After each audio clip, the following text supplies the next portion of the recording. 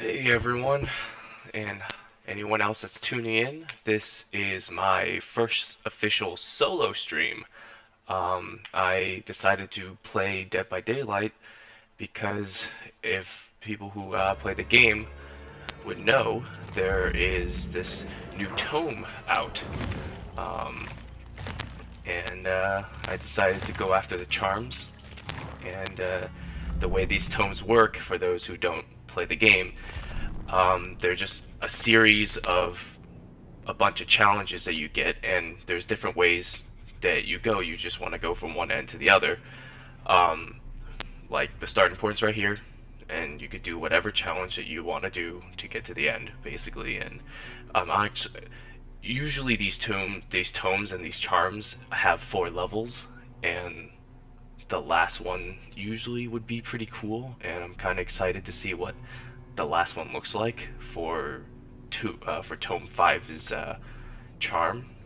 So I just decided to go after it, and the each level they get released every 2 weeks, I believe, and the third level is being released in 14 hours, like it said right here.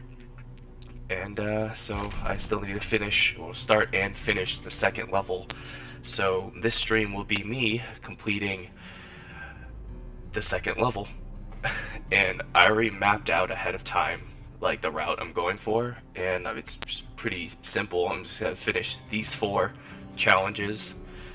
Hopefully it doesn't take too long, but we'll see how long it takes, and that would dictate how long this stream is gonna be. Usually these things should take maybe around an hour and a half, I want to say, if things go right, but I know some challenges can actually take way longer depending on how the team works and if luck actually is on my side. If anyone's tuning in, please let me know if the audio and video, if you can hear my voice pretty clearly, and if things are pretty good. Hey, McNally, thank you for attending my first official solo stream. I'm going to be playing some Dead by Daylight. Um, feel free to stick around. I think I have a few friends that said they're going to tune in every once in a while, so that's always nice. Um, Again, let me know if any audio is not good enough or anything, or if I need to fix anything in terms of the volume. Let me know and I'll fix it. Hey, Asuna, how's it going? Welcome, welcome. This is my first official solo stream on Dead by Daylight. I know that I think Chaos and someone else also said that they played Dead by Daylight when we were playing the Among Us co-stream. So, pretty excited about that. Oh, nice. Good. You said good. Just got off of work. Nice, nice. Oh, nice, nice. Dead by Daylight is a fun, fun game. I've been trying to get friends together to play this game, but everyone's got their own schedules. But eventually, we will get everyone together and have some fun. But as I was saying before, I am going to do the level 2's, well, Tome 5's level second level challenges because the level 3 is being released in 14 hours. So I decided to just do a stream on that. Um, So yeah, first challenge is I have to drop 10 pallets while being chased by a killer. So I'm gonna have to. I guess I can go for a more aggressive role because of that. Um, and sort of like a personal challenge. Just for your information, kind of robotic. Just for kind of robotic and echoey. I will. My voice is robotic and echoey.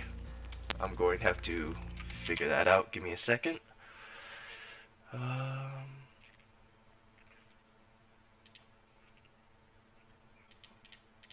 let's see here.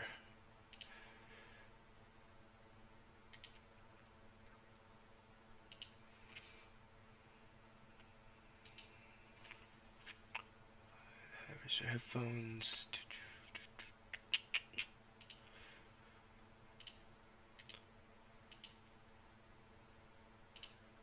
Hmm. Article for filters. Display capture. I've started to see it come up.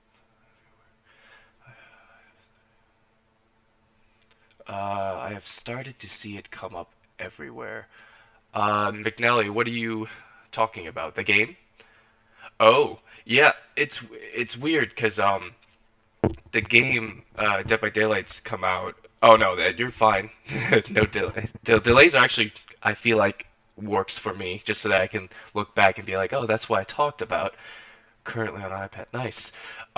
Yeah, no, Dead by Daylight. I've seen it pop up occasionally. Like it tends to like become more popular as certain times flow. I don't know. It kind of just trends every once in a while. I know this past Halloween, there was like a week of an event, like a sort of like a small event where they dished out like four unique charms during this past Halloween as well. So that could made it more relevant, I guess. There was a whole stream. Yep. Yeah. Asuna said that there's a new killer coming out or is out. I don't know. Is the new killer out already, or I'm not sure. Because if the new killer is out, not yet. Okay. Yeah. There's a new killer coming out, and it honestly seems like they're dishing out like new characters and new killers pretty quickly and pretty frequently. Because I know the most recent one was the Blight, and that one came out, I want to say a couple months ago. So yeah, but anyway, as I was saying, my current goal is the finishing the finishing the level 2 challenges, but I have a personal goal, which was to kind of build like a very aggressive survivor build, because I originally had a build that was just kind of like information gathering and sort of like what's the highest chance for me to stay away from the killer and stay alive. So so I recently got Laurie Strode because I'm going after her decisive strike ability, which I'm pretty sure I just had to level up 2 more times in order to actually unlock it for other characters. But for now, this is the uh, perks I'm going with to just make the killer have a bad time, I guess. So I guess we could start this game. I know the matchmaking. I wonder how the matchmaking works because I think, yeah, a couple days ago our survivor ranks just technically reset, but if you reach a certain rank, it only resets you like 1 or 2 levels, which is really nice. I guess. And I don't know if it's just me, chat, but whenever I play this game, I like to hoard all the high level, like higher rarity items for no reason, and just use the ones that are like either brown or gold, sometimes green, but I love to save the red and purple if I can. And might as well go for the an escape cake because I am just dropping pallets. So might as well go for escape cake to get more blood points and level up and level up my character a little more. Oh yeah, I didn't even. As you can see, I just got Laurie Strode not too long ago because I completely forgot to actually customize. Oh, thanks McNally for joining my Discord. It's pretty new, so I will add new stuff to it as time goes on. So yeah, this going back to the past Halloween event last month, they gave out the perk treat, this one, I think for free. This one and something else, which would they gave out something else as well for free. Oh right, the blighted jack-o'-lantern. So these are pretty cool charms that they give out. But the two charms that you're supposed to get by tuning into something or doing something special are a killer charm, which is a scarecrow that looks like Dwight, the character in this game, and then this Trapple Lantern, which is pretty cool. It's like the little mini figurine version, but as a killer with a pumpkin head on him instead. So I'm gonna go with that, and then I'm gonna put Meg on because I think these figures are honestly the best charms in terms of all of them, just because they're just different, sort of. Because all the other charms, like all the good charms, they are like just the very glowy versions of like the kind of shitty ones, honestly. But the figures are kind of special. Alright, let's ready up then.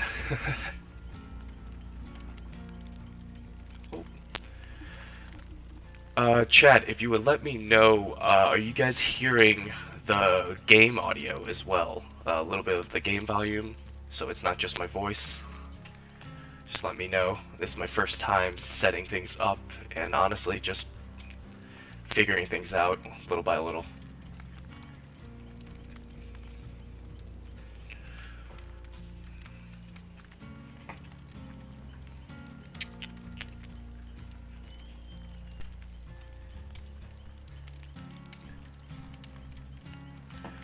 Nice. It's too low for me. The desktop audio, right, McNelly?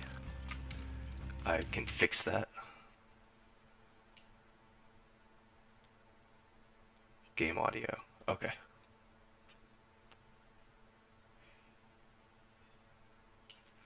Yeah, okay. Uh, just let me know how about now?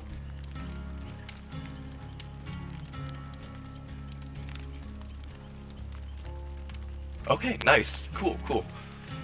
Yeah, because there's a lot of different outputs to audio that I'm trying to like play around with. Because I know like if I'm streaming solo, I gotta like set up the desktop audio so it goes through, so it's actually like the gaming audio.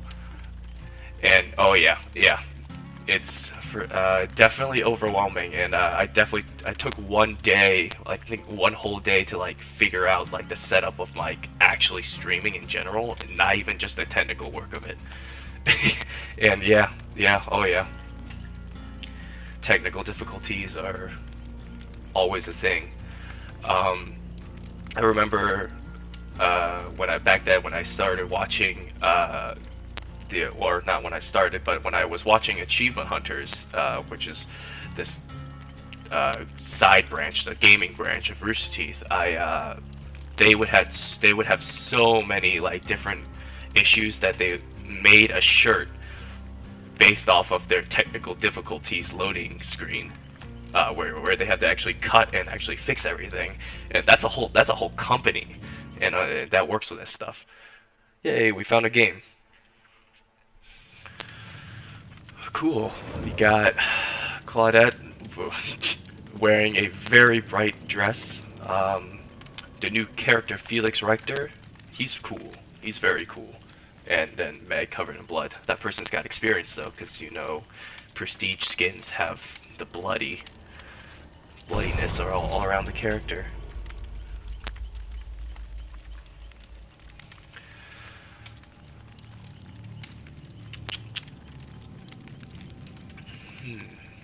But yeah, anyway, yeah, Achievement Hunters would always have the it's been 8 months and I still have some issues. Yeah, honestly, things will never go right with technology, McNally. You just hope that you just hope it just goes as smooth as possible, honestly.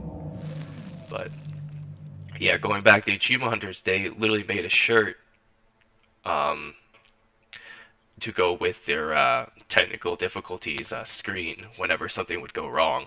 And it's hilarious because like some days things will go wrong like 4 times in a row, and they have to cut every single time, and they always have to like a mariachi band with the technical difficulties logo. And it's hilarious. But I think my technical difficulties logo, if things actually go that wrong, will just be honestly a pause screen that's set up. But yeah, hopefully that doesn't happen. I was actually planning to stream earlier today around like 3, uh, but then a friend of mine was like, "Yeah, no, just stream a little later so that everyone coming back from work and all that stuff can tune in, like Asuna as well. They can tune in after work."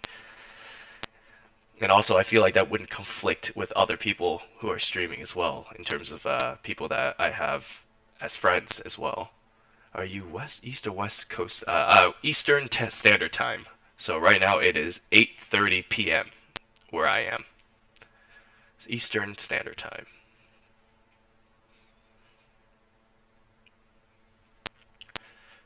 Man, it's taking a while. It's taking a while to load in. I don't know if this is just me having to talk constantly.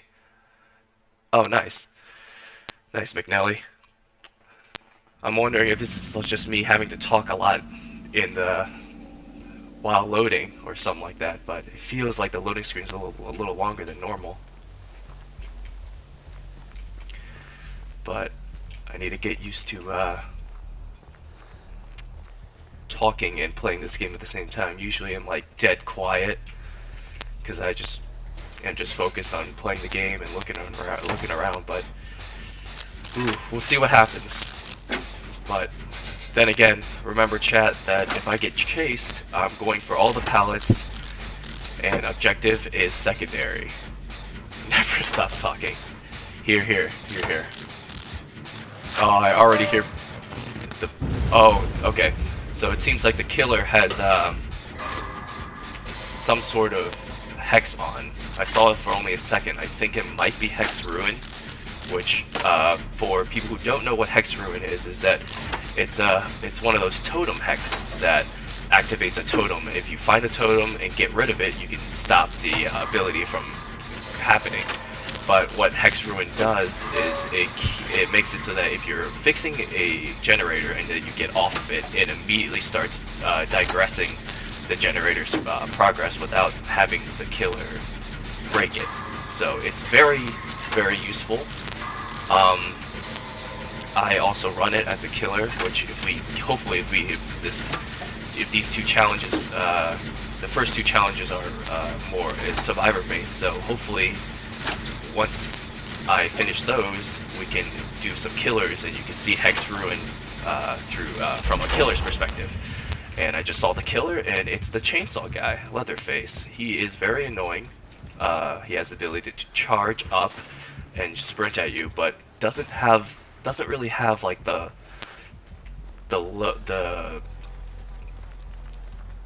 angles to turn. So he's able to almost turn on a dime. Oh, thanks, Manelli. Enjoy your dinner, and tune in whenever. Thank you.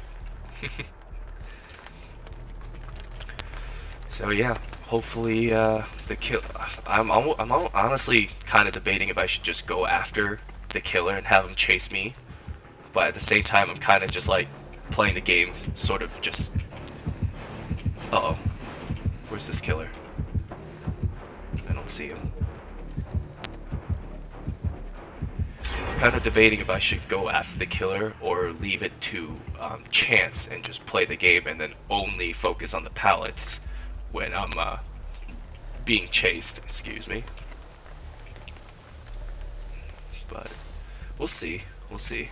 I might decide to do that later if this challenge takes a little longer, but it shouldn't because it's only 10 pallets and you can honestly put down like 5 pallets easily on a run, especially since I have the Windows of Opportunity perk, which allows me to basically see. Oh god, that scared the shit out of me.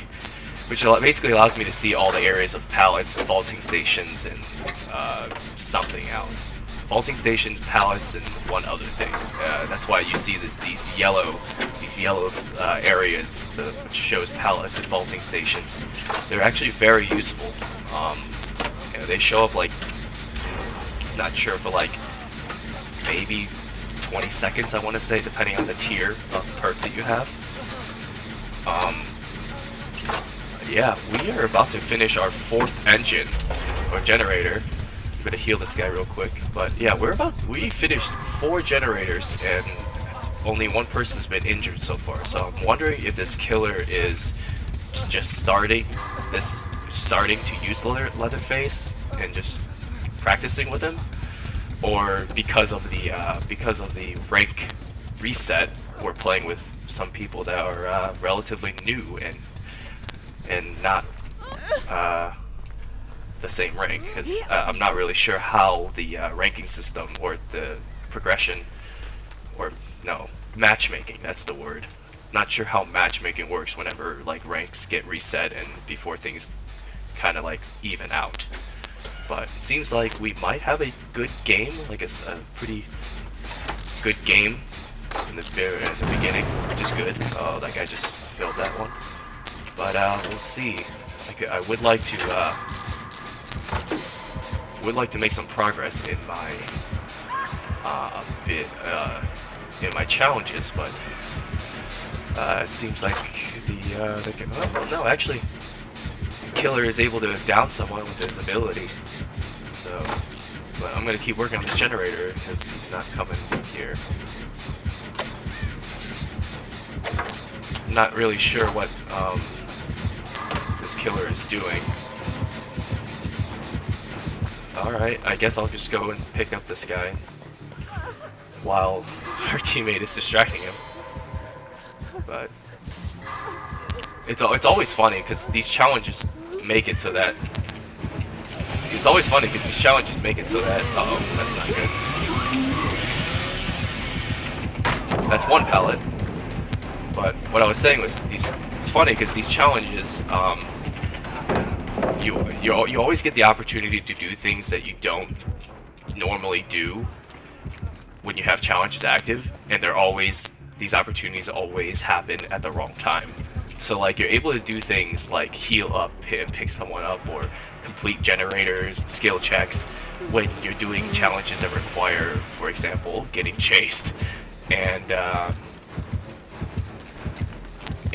vice versa, basically. So like when you need to do skill checks and stuff like that, and like get great ones, you usually sometimes would mess up due to just knowing that you have to actually do that kind of skill, and it's actually kind of funny when that happens. And the guy's still after me. I need to find another pallet though, because I only got 2 so far, and Leatherface seems to be not interested in me. I guess that's alright.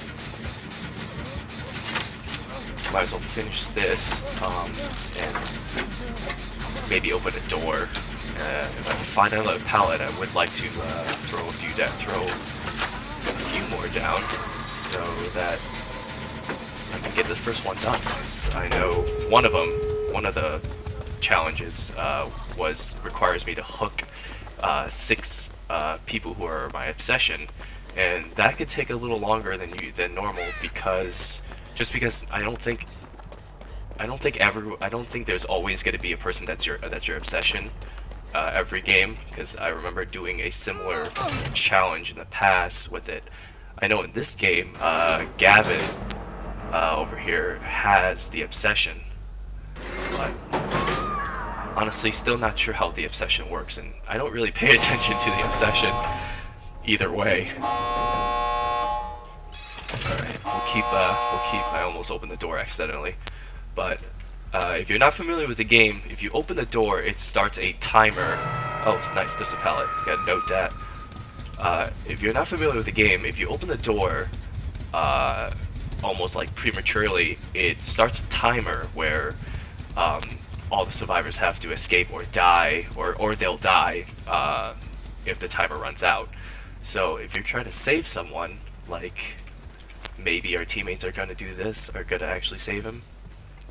I don't really want to risk my chances of doing anything in terms of surviving or completing challenges by saving this guy. Being a little selfish right now, but I don't know where the killer is though, that's the bad part. But yeah, if I open the gate, and it just puts more pressure on the survivors basically. Oh yeah, no, the guy's just camping. And the killer, sometimes, I don't know why, but sometimes the killer, I'm not sure what this guy's doing actually. I don't know what this killer's doing, but the killer sometimes likes to camp hooks, especially this late in the game when he hasn't really gotten anyone. He might as well camp the hook to, I guess. I honestly don't know. I think you get more points if you just go after other people, but I feel like this killer would know that most people have things set up already. I don't know. I think they might be farming for points as well if they somehow got together, got into an online session with their friends. They are able to, I guess they could farm for points. But I'm honestly not sure what to do. Alright, well, never mind. Someone decided for me already. Someone opened the door,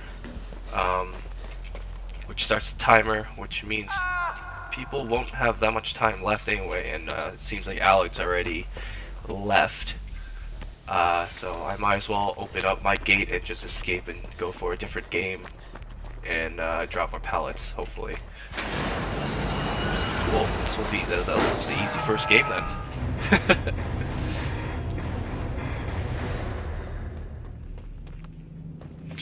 Alright, not bad. Not bad. Not bad.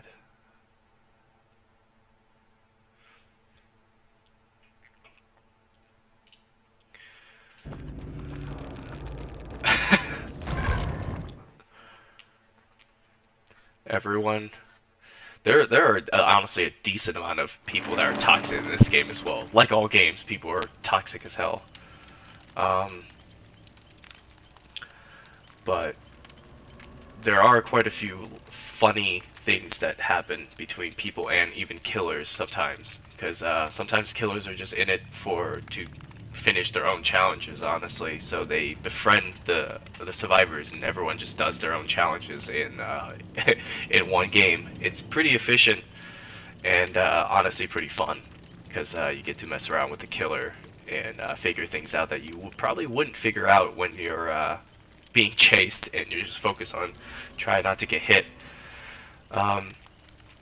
Yeah, chat. If anyone else is tuning in, I think there is 4 people watching right now.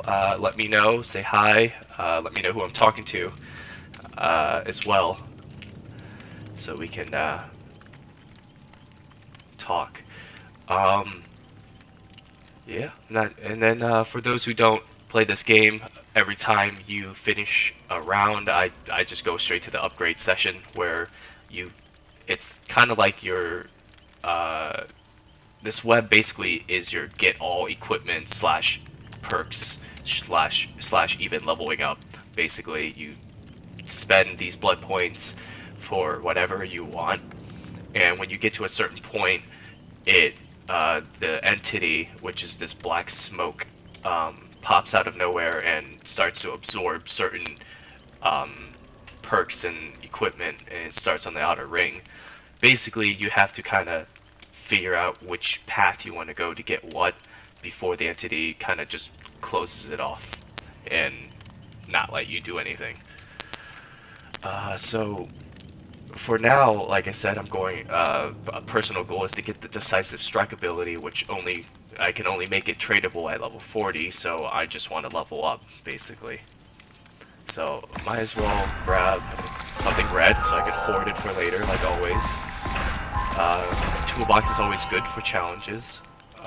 Can save some points by grabbing the common item. And I might as well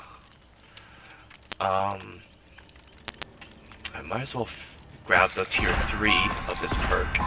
because each oh well I don't have enough, but each perk has a 3 tiers to it, and they get better as you upgrade them, basically. But yeah, let's continue. That first game was I want to say uneventful, honestly. It went smoothly, but nothing really happened. But I did get 2 out of 10 pallet drops. Um, Usually, in a game, I would be chased at least 2 times, I want to say. So the fact that I didn't really even get chased that game was odd.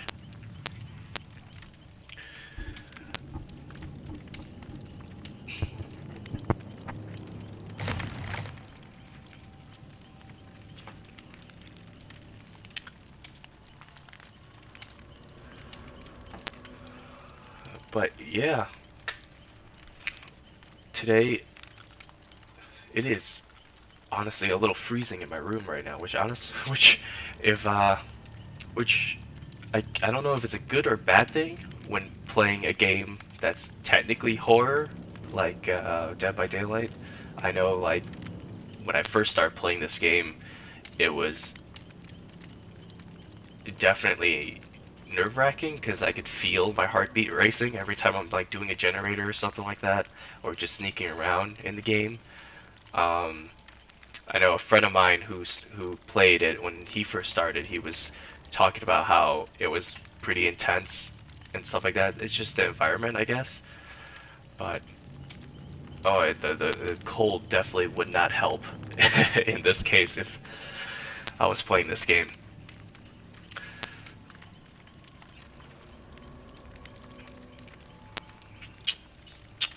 But I guess while we wait for another game, we could take a look at some of the at least look in depth into what the loadouts I have for them. So I am using the first one I'm using is Dead Hard. Basically, what this is I'm pretty sure whenever I am damaged, it unlocks the ability for me to basically hold my ability button, and this will allow my character to dash forward. Um, and it's a good way for a survivor to just dodge an attack from the killer. And I think it says this is while this ability is active, I don't actually take any damage. So I've seen people use this ability to just get past a killer that's like blocking the way or something like that. So just to avoid that hit, or just to say no to the hit, honestly. Um, and it it works. So if a killer is ever guarding a gate and you are injured and you have that ability active, just go straight towards the killer, click that ability, and pass right through him and escape. And it's pretty useful. Um, for explained windows of opportunity, it allows you to see basically vaulting areas, pallets, and places where killers can break through. So breakables is the third thing that I was missing, or I was forgetting about uh, in the beginning. And no one is using any of the offerings. For the offerings, offerings basically are just like kind of like consumable items that give you a little bit of perks, a little bit of blood points, depending on what you use. So the cake that I'm using, I'm pretty sure gives me 100% um, blood points in all 4 categories. So survivors and killers all have categories in the game, like areas where you can earn bonus, not bonus, but areas where you can earn blood points um, as well for doing certain things, like escaping is one of the categories, like just survival, I'm pretty sure. And there's altruism. There's also just going for objective, which is the generators or turning anything on or destroying any totems. And I and then I think the last one is like a benevolence, I'm pretty sure, which is just saving your other survivors and healing them as well. So we're in the backwater swamps. This area is decent. I don't love or hate this map. I'm pretty sure this map came with the Plague DLC, the Plague killer that came out. When the Plague came out, this map was added to it. I think this is a relatively medium-sized map, I want to say, but at the same time, I feel like there's a different version to this map as well. And this guy also seems to be using the Hex totem as well. I'm able to do a pallet drop on him. In a normal circumstance, I wouldn't be showing myself to the killer like this, but since I'm going for an objective, I don't really care. Oh, great! I'm playing against.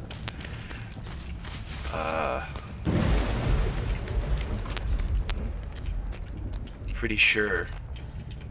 For some reason, I keep getting killers, like the main popular movie killers mixed up. This is Freddy Krueger. I'm pretty sure. Yeah. And he puts you to sleep. And I still don't really know his abilities, because he seems to be able to teleport between generators as one of his abilities, but like I think the only way he can hit you, or the only way you can go down, is if you're in a dream state. But I think he's still present in the real world because I can see him before I went to the dream state. But yeah, this guy seems to be.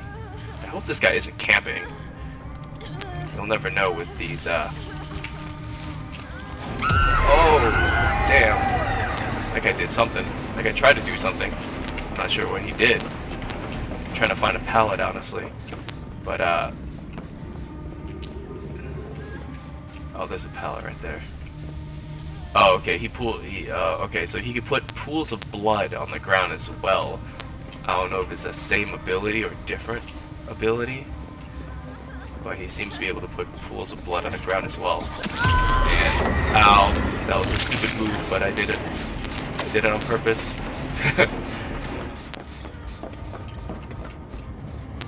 But yeah, this guy's just gonna keep camping this guy. So I am going to see if I can wake myself up. Okay, good. A different teammate was able to get her out off the hook, but then I'm guessing the teammate also got down. But I'm gonna get myself out of this dream world first. Make it easier on myself, because being outside the dream world is always better than being in the dream world.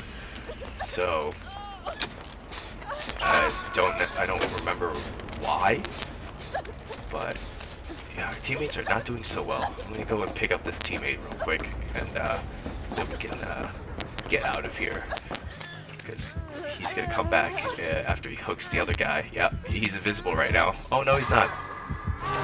But yep, go. It's time to go. It's time to go. Please don't get down. I'm gonna go save. Oh, she went down.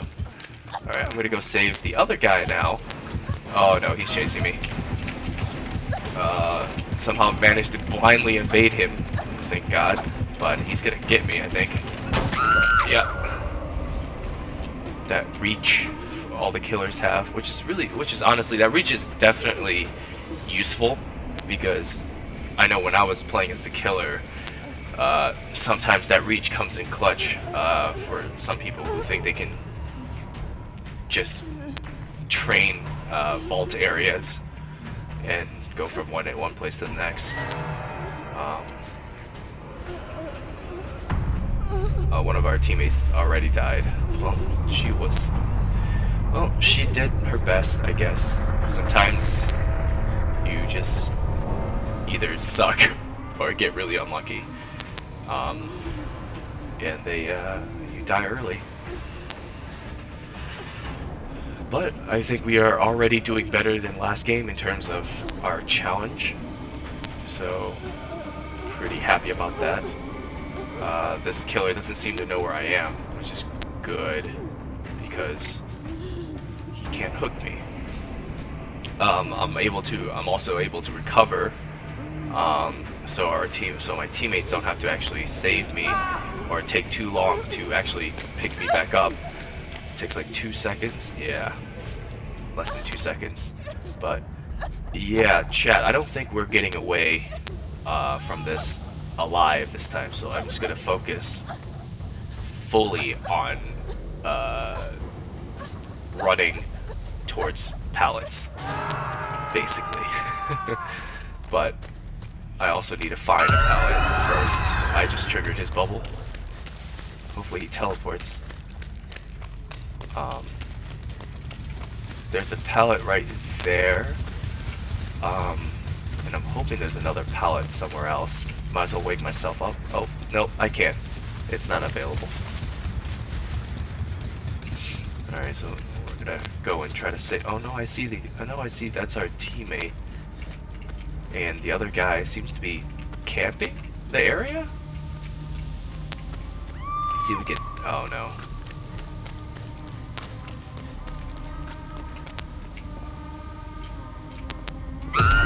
This is not good.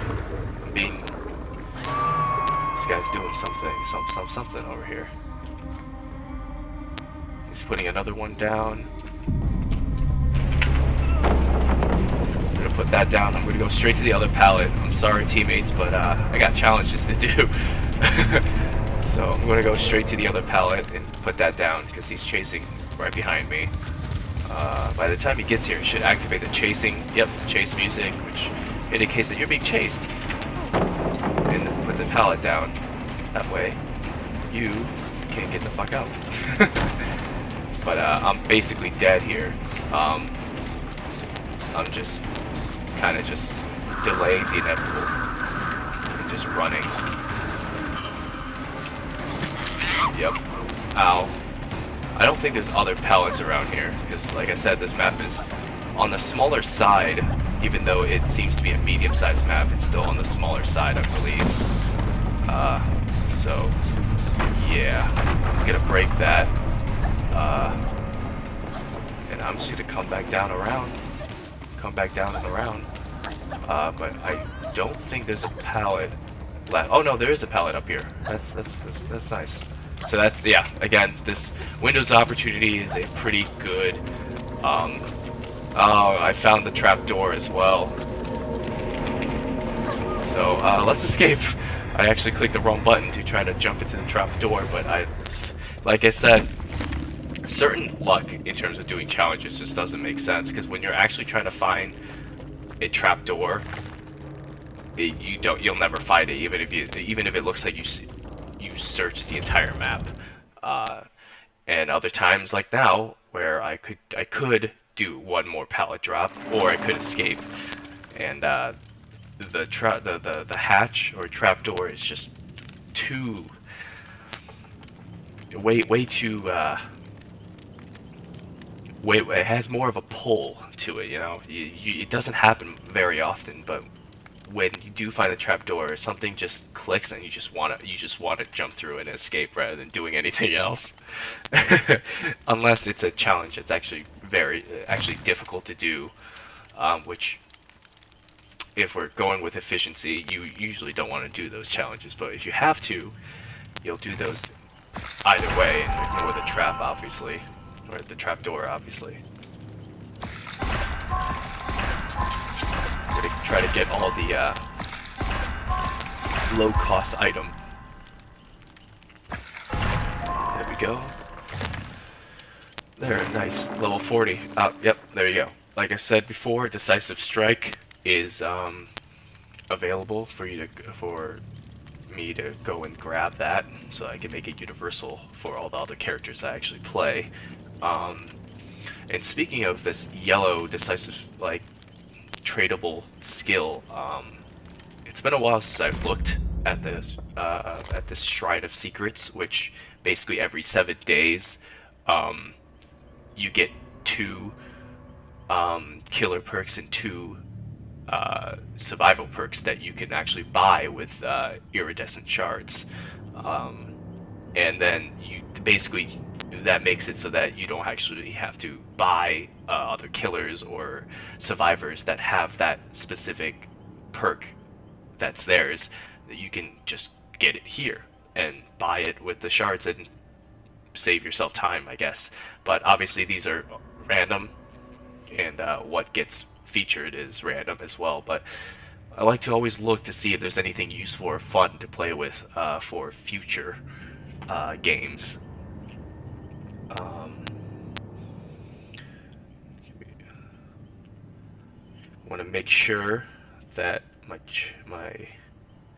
stream is going all right. So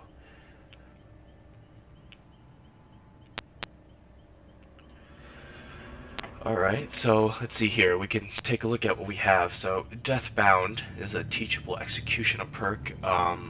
Those who are entwined in darkness are destined to suffer together. So, these perks are kind of cool. They all, like, the first few sentences are always like kind of like the lore bound description, and then the paragraph after that is usually the actual, like, what it does in the game. So it says here, when a survivor heals another survivor for one health state, at least 32 meters away from the killer, the survivor performs a healing action, will scream.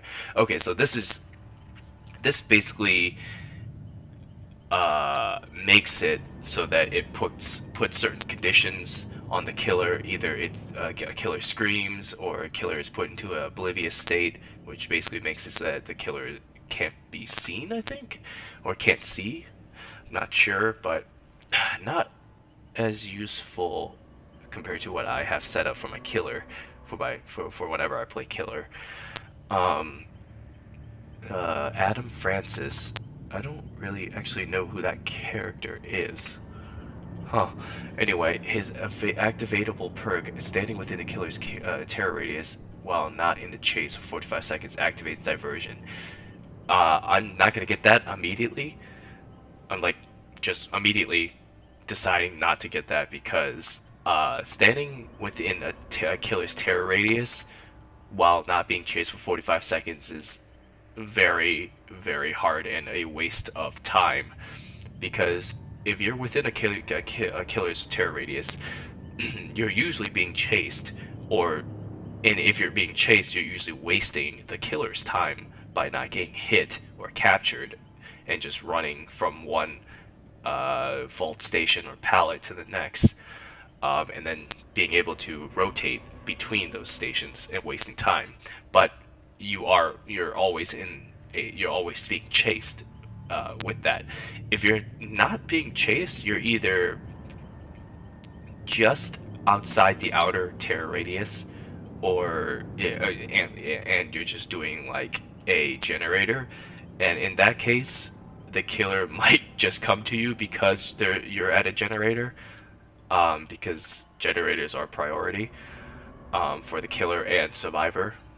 Um, so you'll eventually be chased. So I don't really see what the usefulness for this is in terms of my playstyle, obviously, because I know there are people that are crazy in the way they play as well, in terms of the higher ranks. So next perk, Tenacity, Detective Tap. He's cool. I know Jeremy from the Gema Hunters play him a lot. Um, uh, so your ferocious and dire situations, you crawl. Okay, so this just makes it so that you crawl 30% faster and recover at the same time. If you're down, it's honestly, I think perks that prevent you from going down are more useful than this perk, because if you go down, it doesn't matter if you're really recovering faster, because the only way you can recover is if the killer ignores you after he downs you. And if you're able to, and the same goes with crawling, obviously. Um, Most killers will just pick you up and put you on a hook, so I don't see it as that useful. I'll rather just focus on not getting caught. Um, then the last one is generators repaired at 70% repair progress. It triggers a loud notification and grants you the undetectable status. This one is not that bad, because it gives you a notification of which generators is about to which generator you need to focus on to break, because they're going to keep coming back. Most likely, the survivors are going to keep coming back to try to repair that, and it grants you undetectable for 12 seconds, so you could show up and catch them by surprise, basically. So that one's not bad. And this past Halloween event, and just playing, I managed to get a decent amount of iridescent shards, almost 16,000, which is more than I've ever gotten in one go, I want to say. I usually would have like maybe 5,000 on me, honestly, and I don't actually know. Actually, no, they were giving out iridescent shards as well during the Halloween event, so that's how I got a decent amount. So I might grab this for just maybe to try it out as well. So it's not bad. It's not a bad perk. So yeah, now I can put that perk on any of the killers that I use without having to play as the hillbilly and leveling up to the level when I can actually use it. But yeah, I accidentally clicked the wrong button, or I clicked the right button to try to activate the perk, but it wasn't active because I'm pretty sure you're not supposed to have anything in your hand, or sometimes it works when you do have when you are holding something, but it doesn't. I'm not really sure, but the dead hard ability didn't activate, so I ended up putting down my flashlight instead. But because it's just a gold rarity or yellow rarity perk, I mean, or equipment, I don't care. I might as well just go for another. Actually, I'll just go for a healing kit so that I can heal myself and continue dropping pallets on people.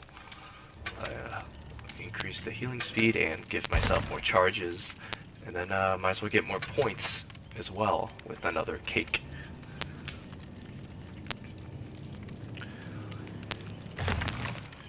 Never stop talking. So yeah, I'm following chat's what McNelly said as in never stop talking. Not sure if this gets easier or not,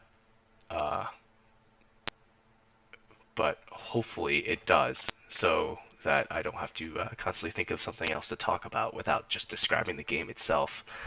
I know like certain people said to just talk about like current events or literally anything, what's going on in my life, and whatnot.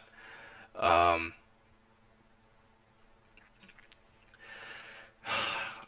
but I mean, it's easier said than done if you know, since I'm still relatively new at all this. But what is going on right now, outside of playing Dead by Daylight, is the main game I'm actually playing is Assassin's Creed Odyssey on my Xbox One, because I plan on finishing that and actually streaming Valhalla. I do plan on streaming the majority of Valhalla on stream. Hopefully, if it's not too difficult. I've seen a few of my friends stream it as well, and decently excited for that. Um,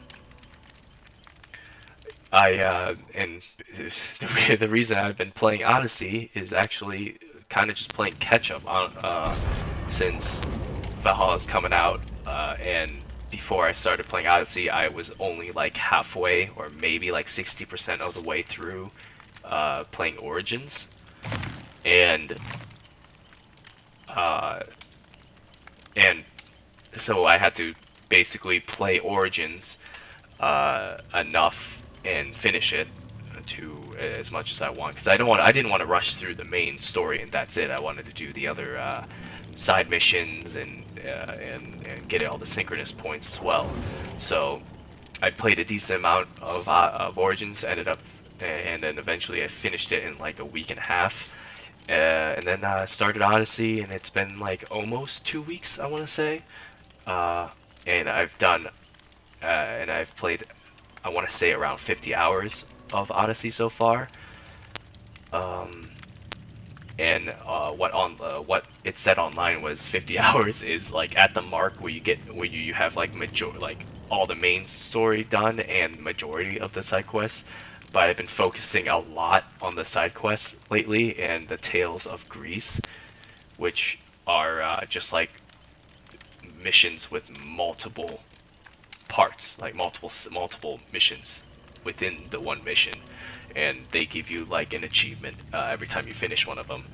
So I managed to do all that and all that stuff. Became number one mercenary and champion of the arena as well.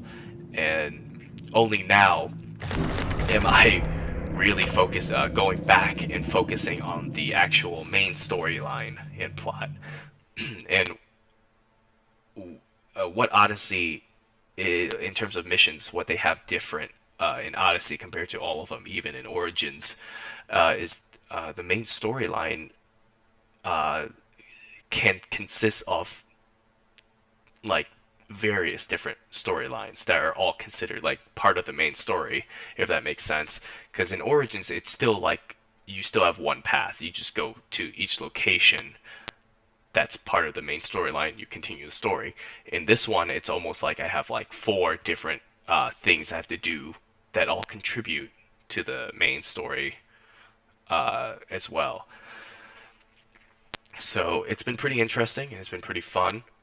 Um, but hopefully I can finish Odyssey sooner rather than later so I can start Valhalla as well because I know the in terms of like when Valhalla's storyline takes place, I think it's like I want to say it's after Origins. So Odyssey or the main character Cassandra is the earliest uh, in the timeline, and then it goes Origins, and then it goes Valhalla, and then I think it goes to like I think it goes like Altair, and then Ezio, and then all that stuff afterwards. But I'll definitely talk a lot more about Assassin's Creed once I start playing Valhalla, because the lore of the whole Assassin's Creed game is very detailed and huge. And oh, okay. So apparently we have a game where, yep, player disconnected, all that fun stuff. So let's quickly continue and hopefully we can get in a game because we still got pallets to drop and we've only played 2 games so far. But yeah, the lore of Assassin's Creed is super detailed, and the way I describe it, it's like a rewrite of our human history, but only with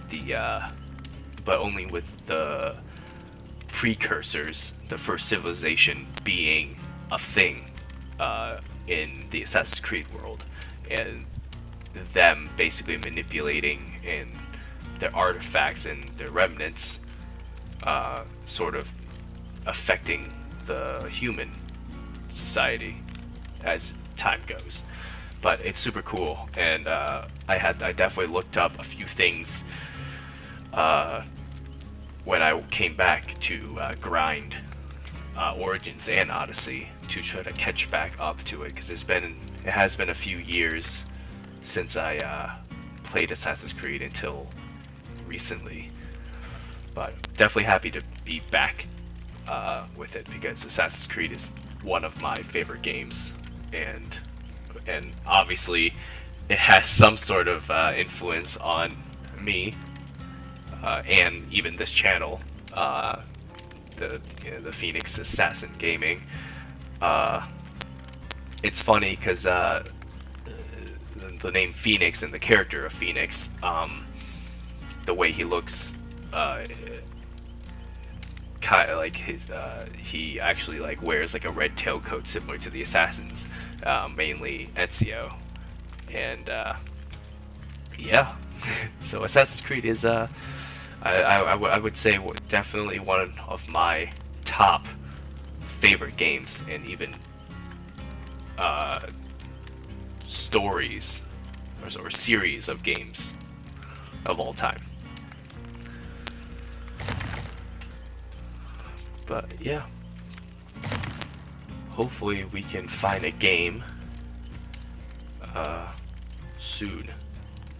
Because I usually whenever there's like a rank reset, there will be people there'll be a lot more people playing it because everyone's just trying to get their rank back up to what it was, and high rank players will definitely be trying to get back up to rank 1, because I'm pretty sure they only get like reset maybe to rank 2, but like the climb to rank 1 is overly toxic hard. But you know, it's just how it is when you introduce ranks to this game, you know. Let's see here. So it seems like we have people watching. How's it going, everyone? How is it going in chat? If you want to talk, make sure to let me know that you're still here in chat. And yeah. Cool. Well, we managed to get in the game. I haven't seen that skin for Nia before, because Nia usually looks like this without all the blood. But this Nia looks kind of cool. I don't know if people know this that are watching, but I think there's one of the funny things of Dead by Daylight that's going around. Not recently, but like it's always been a thing where people say Nia is the entity, which is the entity is the dark mist and those claws and the sacrificial like spider-like claws things. But people are saying that Nia is the entity, and I think I looked this up in the past, but I think the only reason people are saying that is because people say Nia is ugly and that she fits more like a killer, or she fits more as a killer than a survivor, which I don't know. I would say that would be an insult if someone said that to me in real life, but I wouldn't mind being a scary and a killer, honestly. Also, chat. This is what I'm drinking.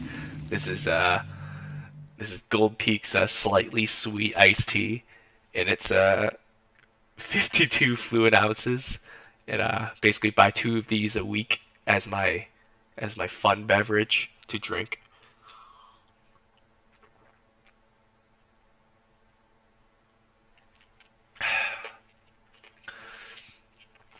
Yeah, they're not too expensive either, so I love my iced tea. All right, we're finally joining a game, and I think I'm definitely going to focus on getting the pallets down, because I would like to do at least one, and then maybe get the third challenge started, so you guys can at least see some killer action as well, and not just survivors trying to get in the game. But I know the update before this one came out, and before the Blight update came out, before it took forever for the killer to find a game. But after the Blight update came out, it almost feels like the wait time flopped and switched between for the survivor and the killer. So the killers were able to join the games pretty quickly, and then the survivors took a while. But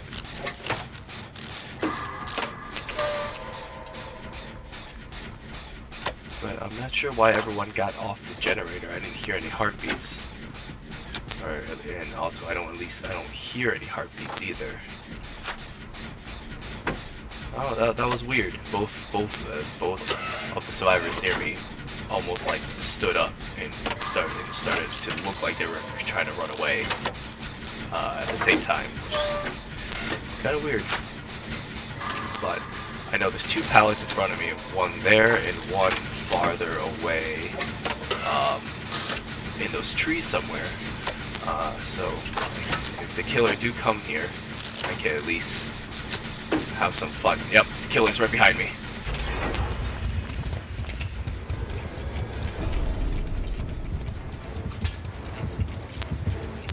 The killer's chasing after someone else. Oh, but I actually want to do these pallets too. That's a shame. Maybe I should follow the. Oh, there's another pallet there and a pallet there. So if we can get the killer to chase us. Oh, there's another pallet right there as well. So honestly, yep, there we go. We could get the killer to chase us. Oh no, that's not good.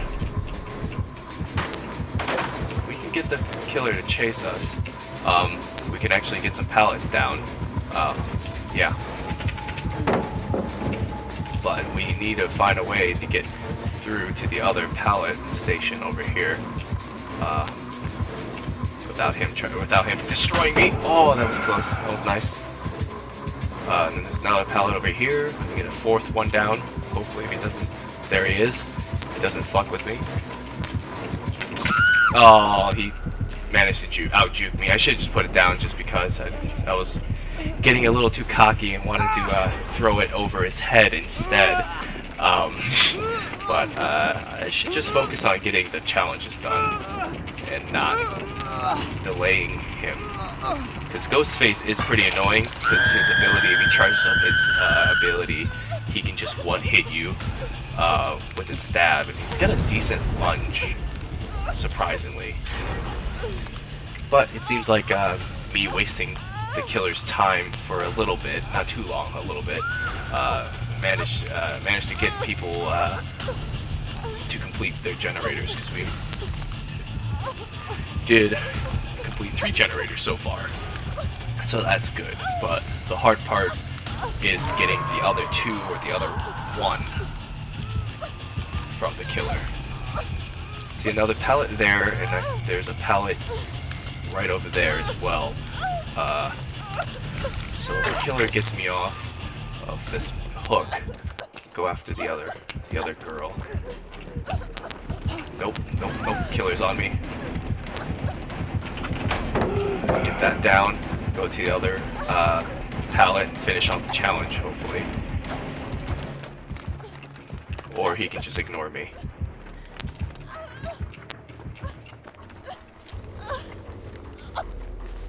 He seems to be ignoring me, so I'm gonna heal myself up before I do anything, because I don't want to get hit and immediately go down.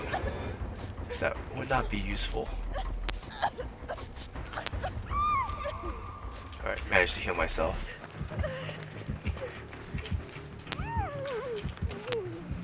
I'm gonna heal her, just because. Alright, that's where the killer is. It's gonna come this direction.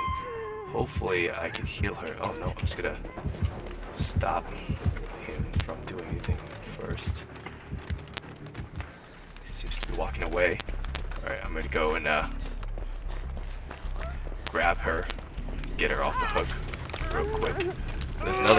There's another drop down pallet right back here that I can actually put down to complete the challenge.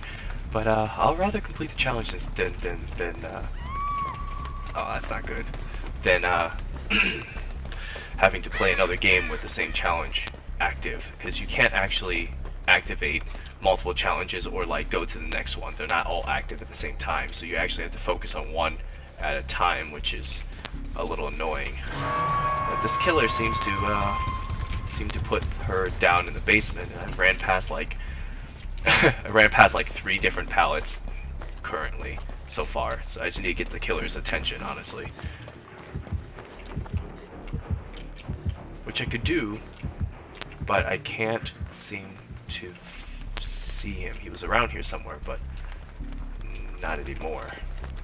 There usually are pallets at killer shacks, which are these things. This thing is a killer shack, but there doesn't seem to be a pallet here for some reason.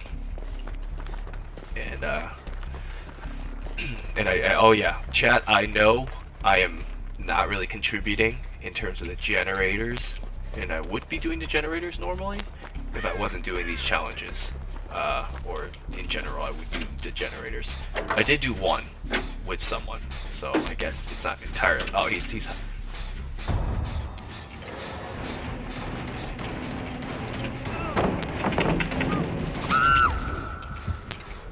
Oh, that was stupid. But hey, I got a generator. I got a thing down.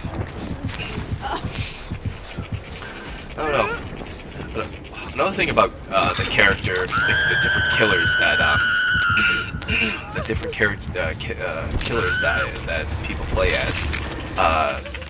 Certain killers tend to draw the attention of certain people. I want to say in this game, people like Leatherface and Ghostface and Legion are usually played by people that like just I guess would play the role of the killer. I guess I would say because there are certain people that play killers like the Invisible Guy, the Wraith, and even sometimes Michael Myers, uh, where they would let you kind of like they would mess around if you mess around, but people who play Leatherface and Ghostface and Legion tend to don't care. They just don't care. They just want you to die, and that's what it seems like. At least at least in my experience, they seem to be pretty annoying. I wouldn't say toxic, but they like to fuck around like that. But oh well. Wait, if Ghostface actually hooks me, I have finished this challenge and I get to leave this game quick. Sorry, teammates, but you guys can get one generator open without us. I'm pretty sure, or hopefully. But yeah, I think I don't want to make an excuse, but I think if I was focused on the generators, we could have. Oh, I want to say all of us could have escaped pretty easily, but you know, I got the points, you know, and I don't think they keep track of how many times you escaped or not, so it doesn't really matter. Um, so yeah, we are able to do one of the 4 challenges so far to get to complete level 2. So let's move on to the next one, which is fully deplete 3 toolboxes, which is probably one of the easiest challenges ever. Because all you gotta do is make sure you have a toolbox on you and fully deplete it. And if you have a really, really shitty toolbox like the brown ones, they deplete pretty quickly, especially if you don't put certain extra charges on them. But I'm going to slightly increase the repair tools, or the toolbox's repair speed, and I'm going to make it so the skill checks are eliminated. That way I can just relax and deplete the toolbox as fast as possible, and then I can go around the map to find the chests, and hopefully there'll be another toolbox in there that I can take and use again, so I can hit 2 out of 3 of them in one game if I'm lucky. Excuse me. So hopefully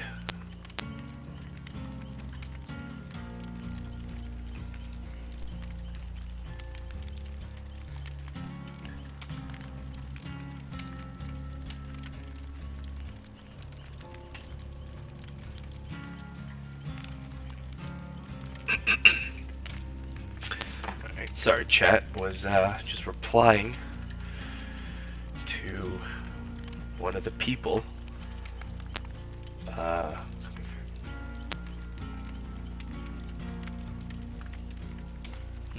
Someone said there's a echo in my mic, so I am going to double check that to make sure that I haven't been echoing this whole time, because that would be really, really bad.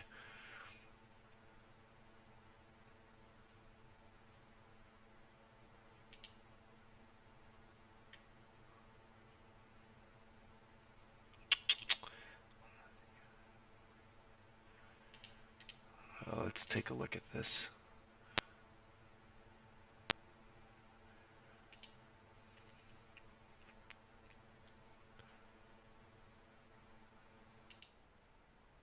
So I'm wondering, okay.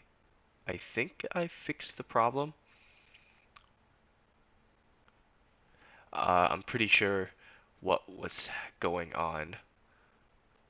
Uh, yes, it's fixed. Okay, thank you for letting me know. But okay, there we go. Now, if you can, Fudge, can you let me know if the echo is gone and and that you can hear the game, music as well, the game volume as well at the same time without any sort of echo. That would be nice. Yes, both are good. Okay, nice. Thank you. Okay, yeah. It's like I said, this is these are the good this is a good time for me to basically figure out what works and what doesn't, because for some reason there's an audio input audio input that's happening, and there's also a mic. So what it's doing is the audio input, which is my mic, is picking up my voice, but it seems to be directing it at two different audio mixers. So muted one of them, which is muted my mic, and yeah, good. That fixed everything. Thank God.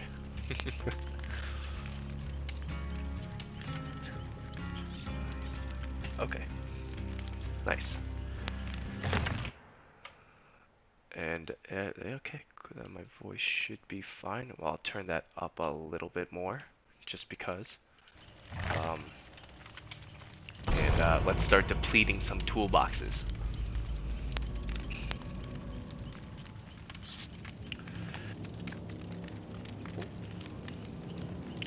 So this should be.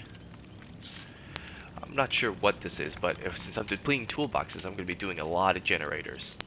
Hopefully, if I don't get caught and hung on a hook in multiple times.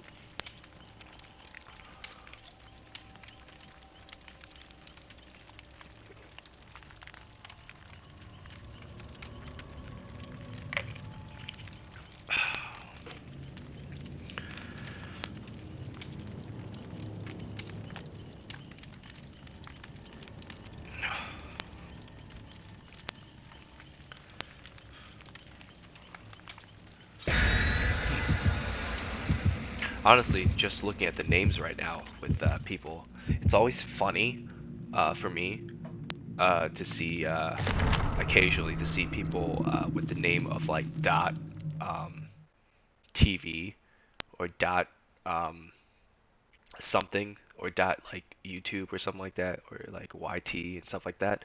It's always funny to see that um, because there's another thing going around where killers, if they see someone with that name, they will immediately go after that person and try to like just end their lives immediately. Just focus on that person who's like either a streamer or like a YouTuber or someone who's just trying to advertise their promote their the channels. I find it really funny because I know a friend of mine who also streams. Her name is Nervous Rambler. You should check out her channel as well. Um, she's the one who actually got me into streaming. But when we were playing together on Dead by Daylight before I was a while back, and she was wearing she didn't have the name the .tv in her name, but she was wearing a very vibrant costume for as a survivor, and the killer, I want to say 9 times out of 10 went after her the entire time, and it was very funny to see. But the same idea exists with people with the same name with the name that with their names that have .tv and or uh, .yt and all that stuff, which is really funny.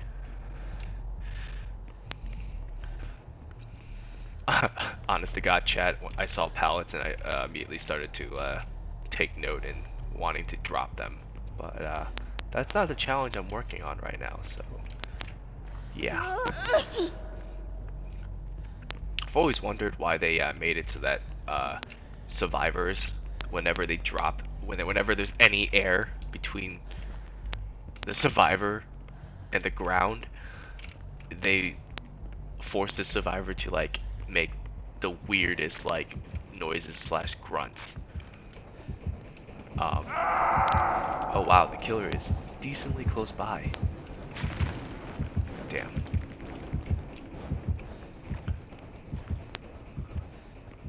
But yeah, it's like when have you ever like dropped like 2 feet and like had your heart leap out of your stomach, if that makes sense, or leap out of your chest, you know?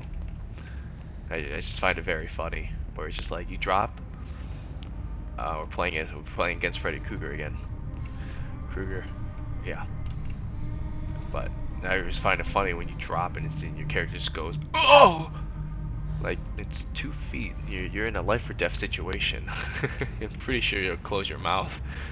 Or keep your mouth closed as much as possible. Alright, cool. Nice. You see, the brown toolbox boxes deplete ultra fast. Just because. Shit, that's not good. I'm out, I'm out, I'm out, I'm out, I'm out, I'm out, I'm out, I'm out, I'm out, I wanna leave, I wanna leave. I don't know how that worked, but it seemed to work.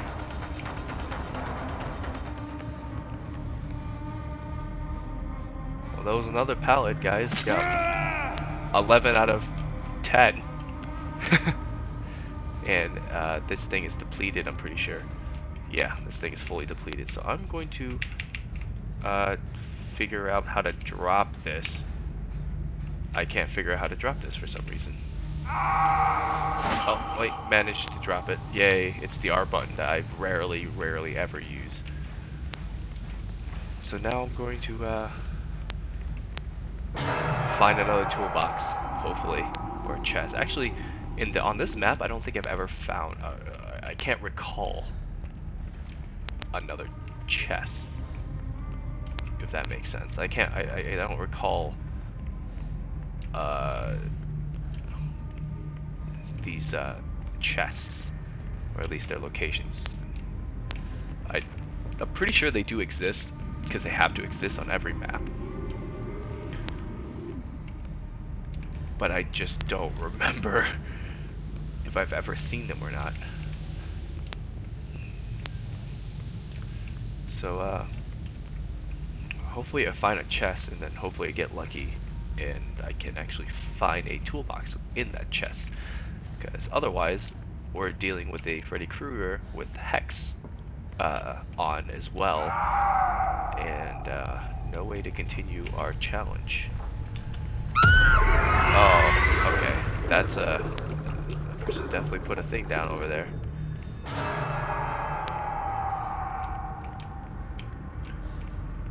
There's a. Oh wait, there's always a chest downstairs in the hook basement, in the basement, the hook basement. Worst place to be, but at the same time, no killer will expect you to be down here because it's the most dangerous area to be. If you get hooked down here, it's very dangerous for other people to come try to get you. Oh, a flashlight. That's not useful. I got a challenge. I got an achievement for looter, but I wonder if it's like loot, like certain amount of items from the basement. But yeah, no, a flashlight is not what I'm looking for. And one person is already dead, and we still have 5 generators to go. So yeah, I'm just gonna look for my my good old repair kit, or just boxes. And if not, I might just off myself. Who knows?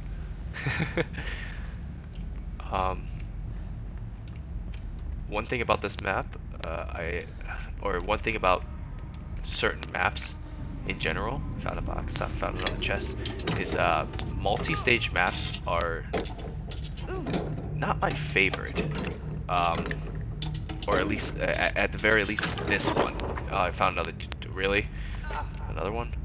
Um, multi-stage maps, as the killer that I play, which is the Oni, is not my favorite because it is really hard for the Oni to maneuver up and down like levels, especially with his ability.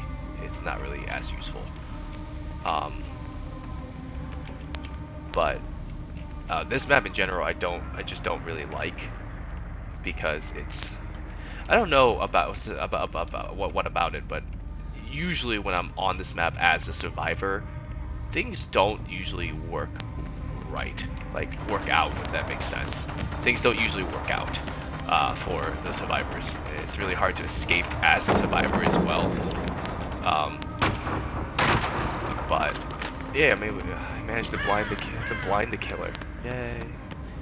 But yeah, I don't know. I think there's just certain maps in general that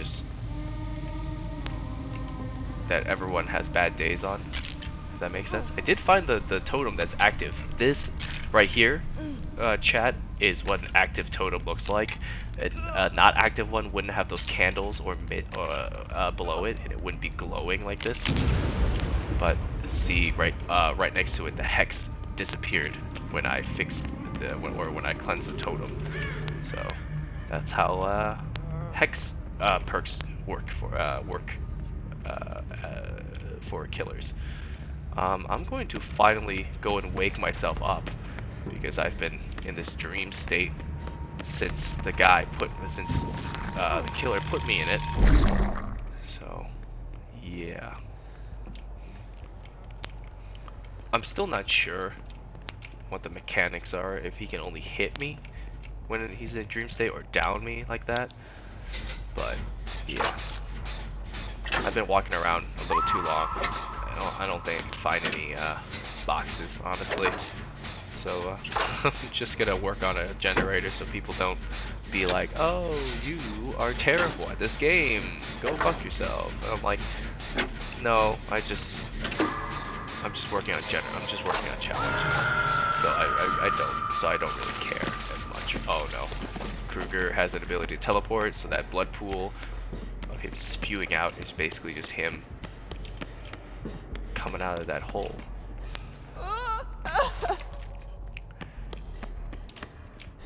I find myself back to this original generator again. But I don't know where our other teammate is at. But I need to figure out a way to find another toolbox if there is any on this map. Because it doesn't seem like it really doesn't seem like there is that many chests that I can open.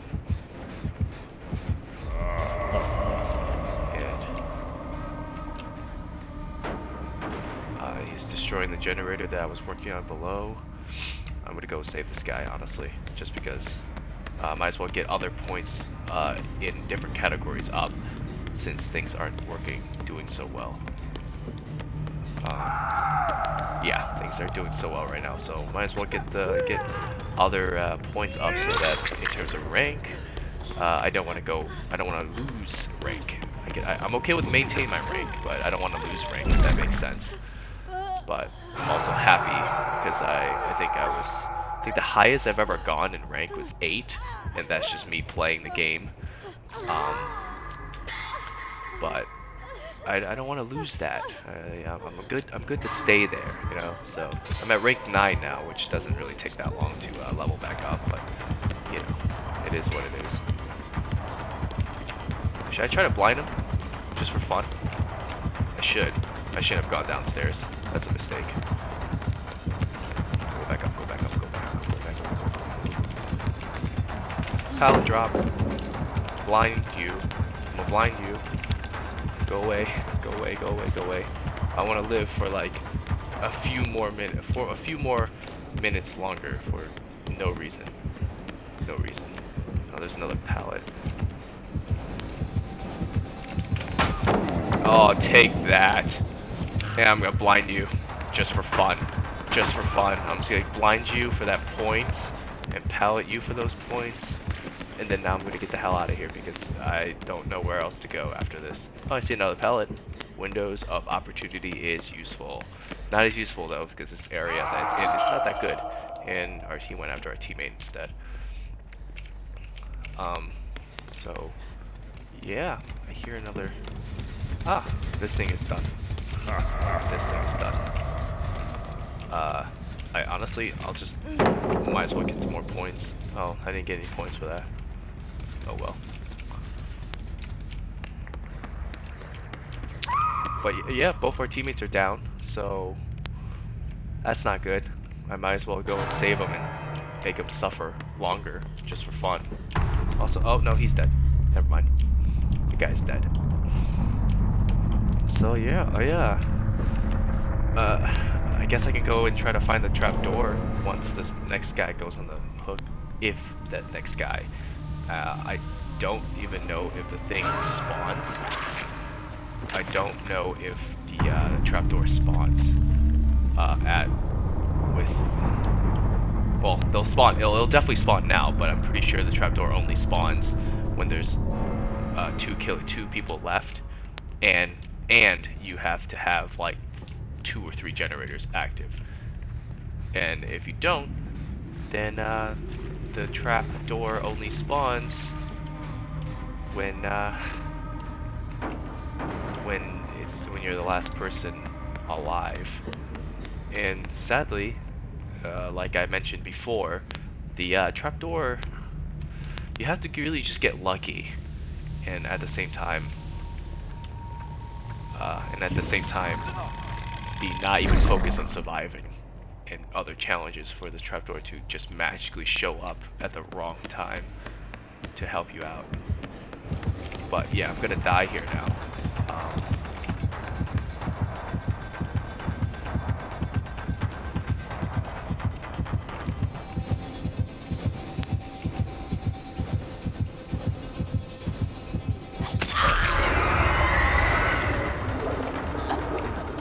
Alright, I managed to befriend a person, so let's try to find that trapdoor while he is still feeling friendly, I guess.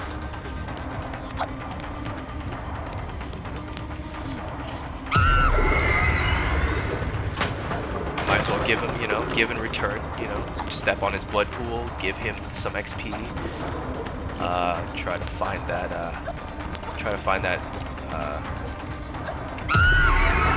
hatch as well to get out, because I really don't want to finish 4 generators to open the gate, because that would take too long.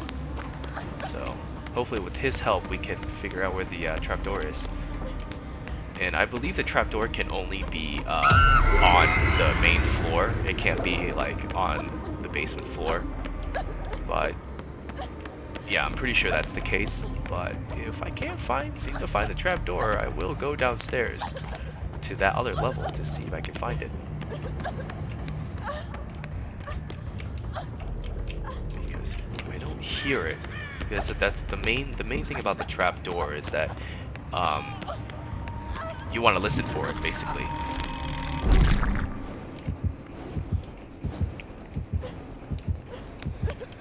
It might be down here. Who knows? I guess when they mean main floor, I'm not sure if this is considered the main floor, but whatever it may be, I don't seem to hear it, so that's an issue.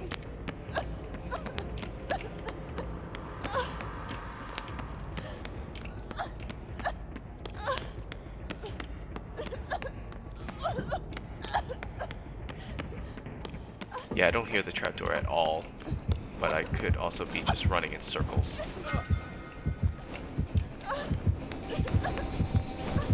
Oh, it's right here.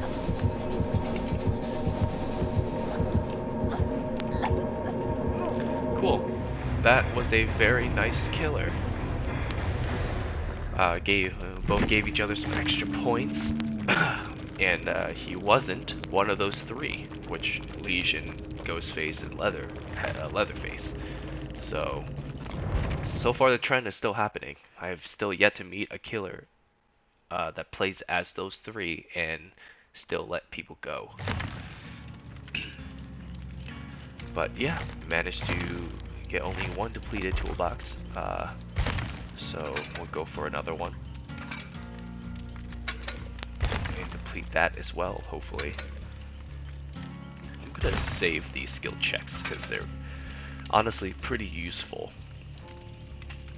in terms of using them on a bigger toolbox, because I don't want to waste those when I actually need to fix generators, because you can still be quiet about it, you know, with that extra add-on perk.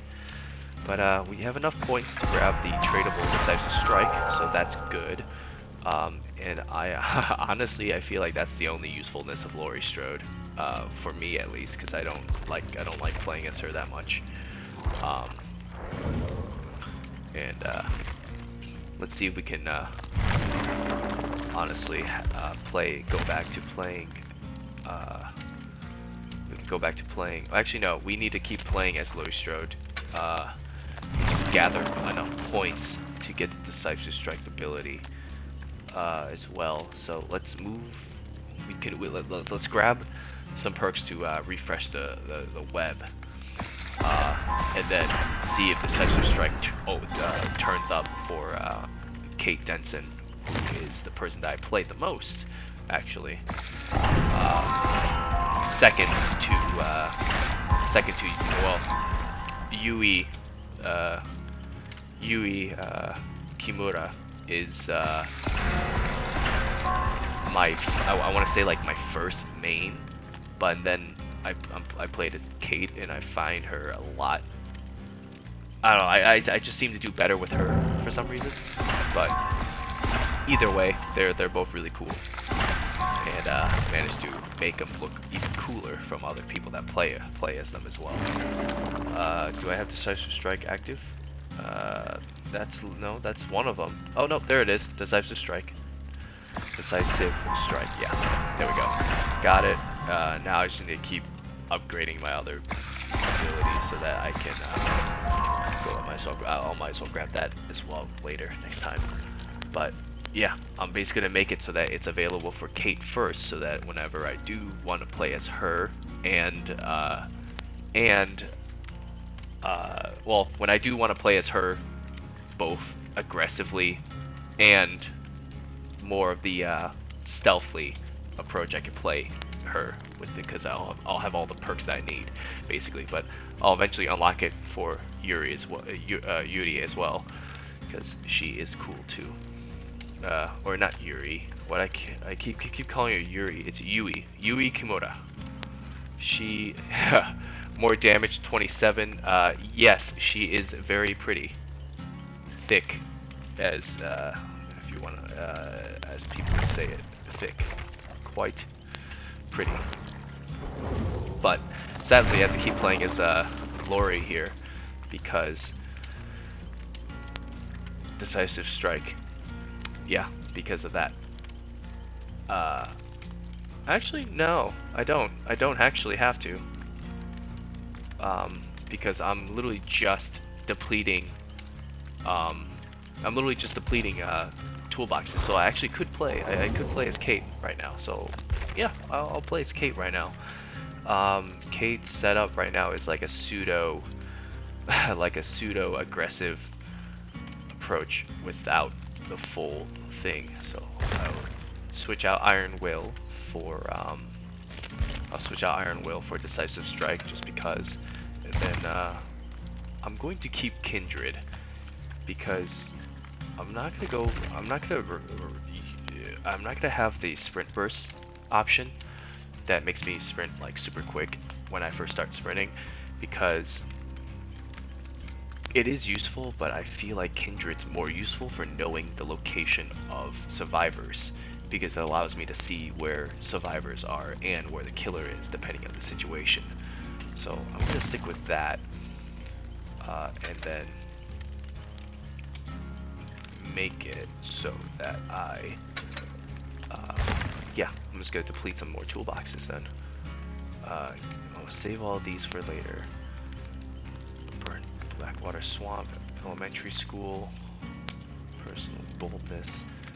Hopefully I don't have. Yeah, I guess I could start the trial away from a killer.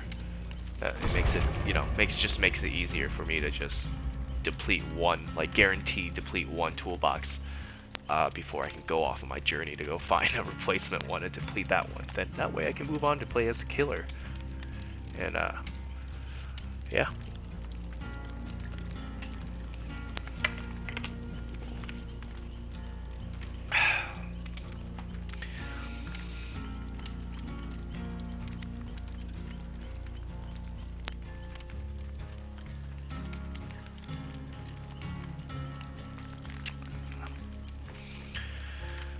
Alright. I think later on, if I'm able to reach affiliate and upload my videos so that my channel doesn't look empty, that's my main goal, and what I want is to make it so that I'm able to upload these videos on my channel, so that other people and newcomers and even myself, I can actually see my channel with content basically. But later on, if I'm able to do that, I'll definitely look into figuring out if I'm able to stream VR games, because I do have a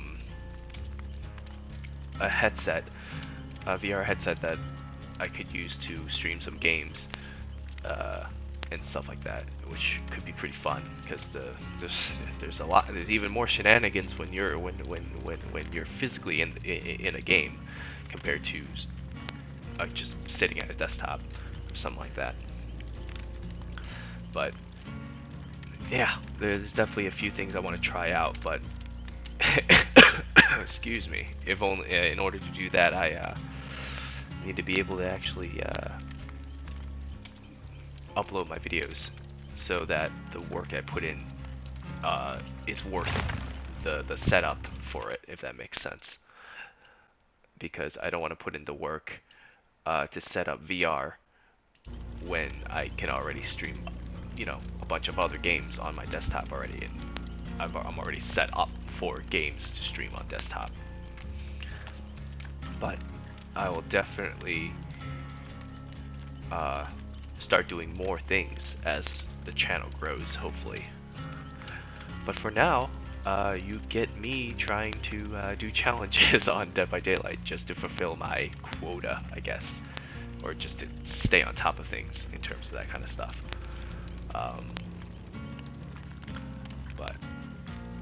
But yeah, for now, mainly just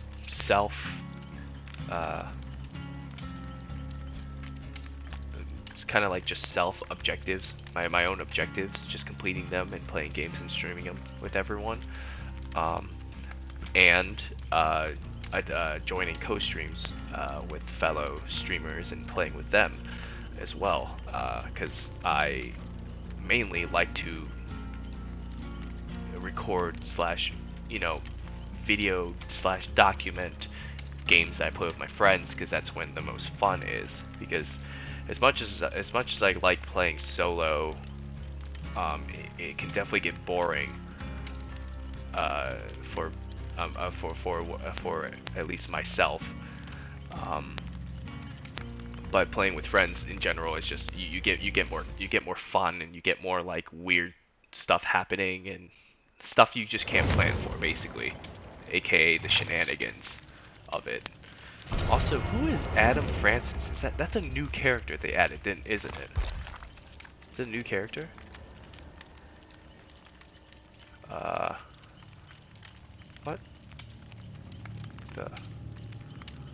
I don't. Who is Adam Francis? Actually, give me a second, chat. I'm gonna look this up. Adam Francis for Dead by Daylight.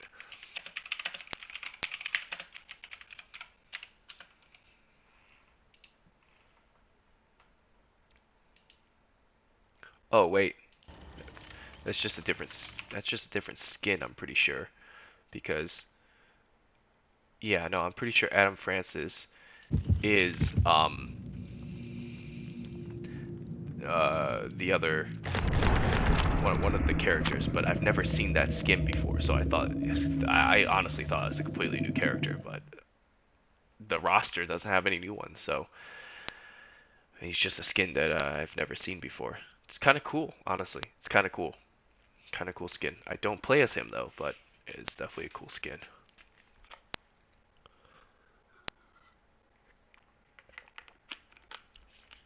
Oh, speaking of possible future or just future games to play and stream besides Valhalla and VR stuff, is Cyberpunk.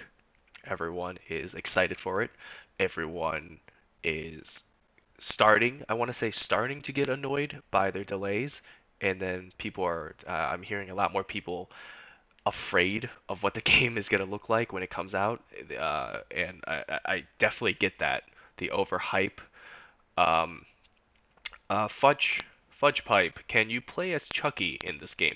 No, but that would be very funny when a killer that is like a third of a survivor's height comes at you with a knife. That would be very funny and scary at the same time, especially if it's like super like fast or like not super fast but like extremely sneaky and stuff like that. That would be very funny. Um, but I feel like they're not going to add Chucky because of the height difference and the mechanic. They could definitely like find a pretty good mechanic to work that in, but I feel like there's already too many killers that use a serrated kitchen knife as a weapon. And yeah, like we have Legion that uses a knife, we have Mike Myers that uses a knife, and Ghostface that uses a knife, and Legion's four different characters already. So, yeah, I don't know if that's good for content or in terms of like uniqueness in character in the killers. I would like to see Jason Voorhees. That would be nice too. He's his teleportation. He already has like a teleportation ability that we saw in the Friday the 13th game. But yeah, we don't have a killer really that uses like a machete. I think not that I can remember. There might be a killer that already uses a machete, but Jason Voorhees is the killer that uses the machetes. If the machete, if that makes sense. So, and the amount of the customization would be there because he already wears a mask and everything. So that hockey mask, you can definitely figure out really cool things to customize for that character. So yeah, I hope Jason Voorhees gets added because he would be cool to play as and stuff.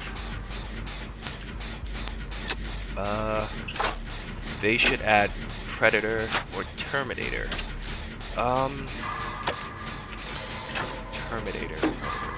I don't know. Those would be pretty cool ideas. I know like Mortal Kombat loves to add characters like those, but I don't think in this game it would really make sense because the Terminator is scary, but he's not like supernatural, and neither is the Predator. They're both. No, Predator works, I guess. Predator could work. Oh, what just happened to that character? Oh, he's just dead. He just got moried. Okay, that's not good. Okay, so Leatherface has the Mori on, which means he could just kill you, I think, after you get hooked. But I don't actually remember if he got hooked or not. But whatever. Like I depleted one of my boxes, so I guess I could just keep continuing to try to find another one before I die. But Predator I could see working better than Terminator because of the I mean kind of supernatural. He's an alien, so that could work. I'm not really sure. I don't know. I think I'm gonna stick to my opinion of the fact that those two would be very cool ideas, but I don't think they would work in this supernatural element because the playing field of this game, like in all these maps, you're kind of like in a purgatory state, like a purgatory environment, and you're just trying to escape this world, this purgatory. That's why we have this entity like character or essence in the game. So yeah, More Damage says he or she agrees that Terminator is not necessarily evil either. Yeah, no, that's the point. Yeah, it's just a robot programmed by Skynet or whoever. So you can't exactly have him in a more like a nether realm, like a nether realm type world, purgatory, like area. Yeah, going back, Jason Voorhees would be nice. Oh, nice. I could actually finish this challenge today. If I play it smart, I could actually deplete this box and be done with this place.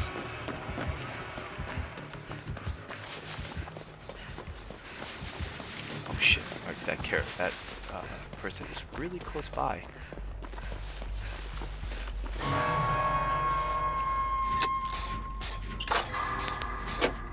That killer might have barbecue and chili on, which I don't like because barbecue and chili is, in my opinion, the only perk that is not fair.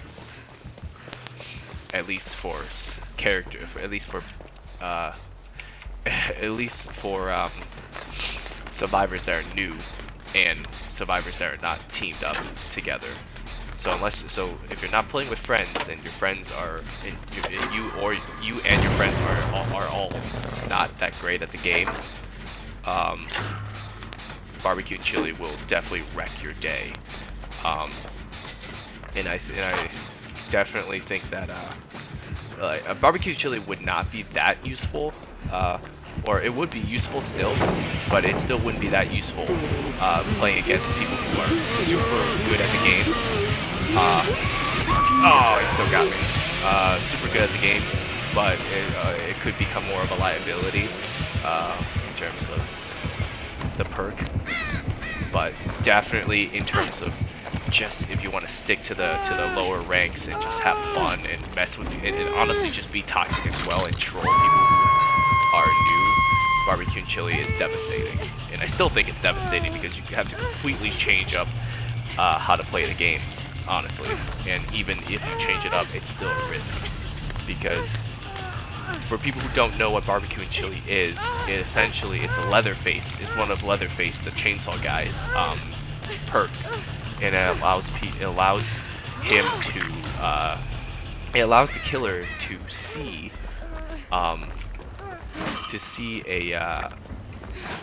a survivor every time he hooks another survivor on a hook, as long as the survivors are 40 meters, I think. Yeah, 40 meters away from him, which isn't that far. And it's devastating because then, as long as one person gets on the hook, he can start his chain of going to one person, hooking them, then going to the next and hooking them, and the cycle just continues.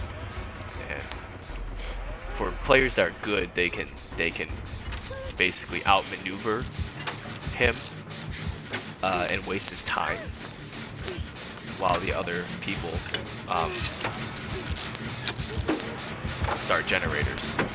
But for teams that are disorganized and not great in general, it's hard to play with barbecue and chili active.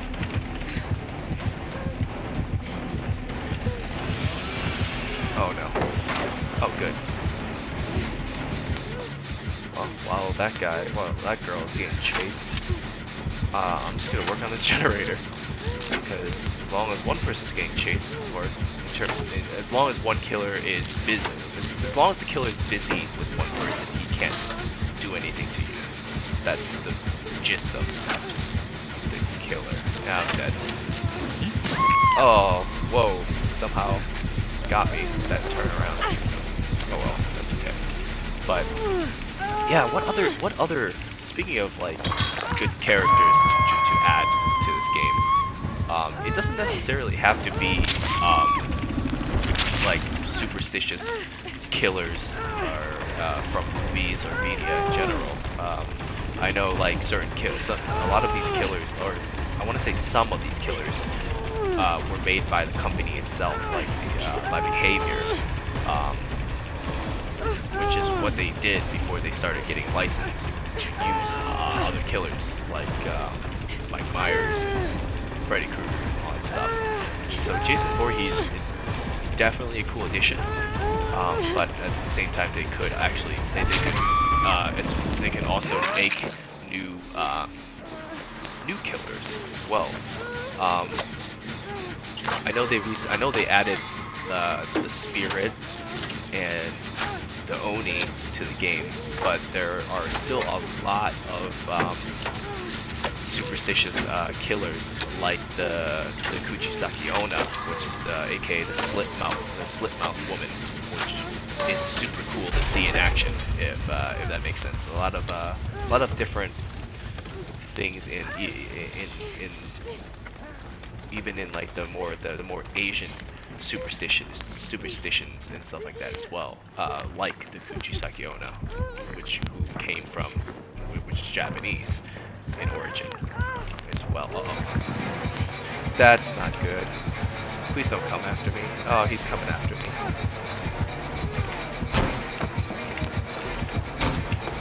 Yeah, that's good luck with that. But yeah, I know like there are a few killers from like the Japanese background that are really cool as well. Oh, well, hopefully that's enough time for our teammates to do something. But this is my third time on a hook, but I managed to finish the challenge. Thank God. That was pretty quick, not bad. And I should have enough points so that I don't regress on the rank. Because the way the rank system works is that each level, I think you have to get like 4 or 5 like these tick marks, and you can only level up in these tick marks by at least getting a decent amount of points in each category, as you can see up here. So that's a decent amount of points in objective, not a lot in survival because I died, but a decent amount in boldness and altruism, so that should level me up some amounts. Yeah, that gave me, oh no rank progress because it wasn't good enough. But it's alright. Maintenance is good.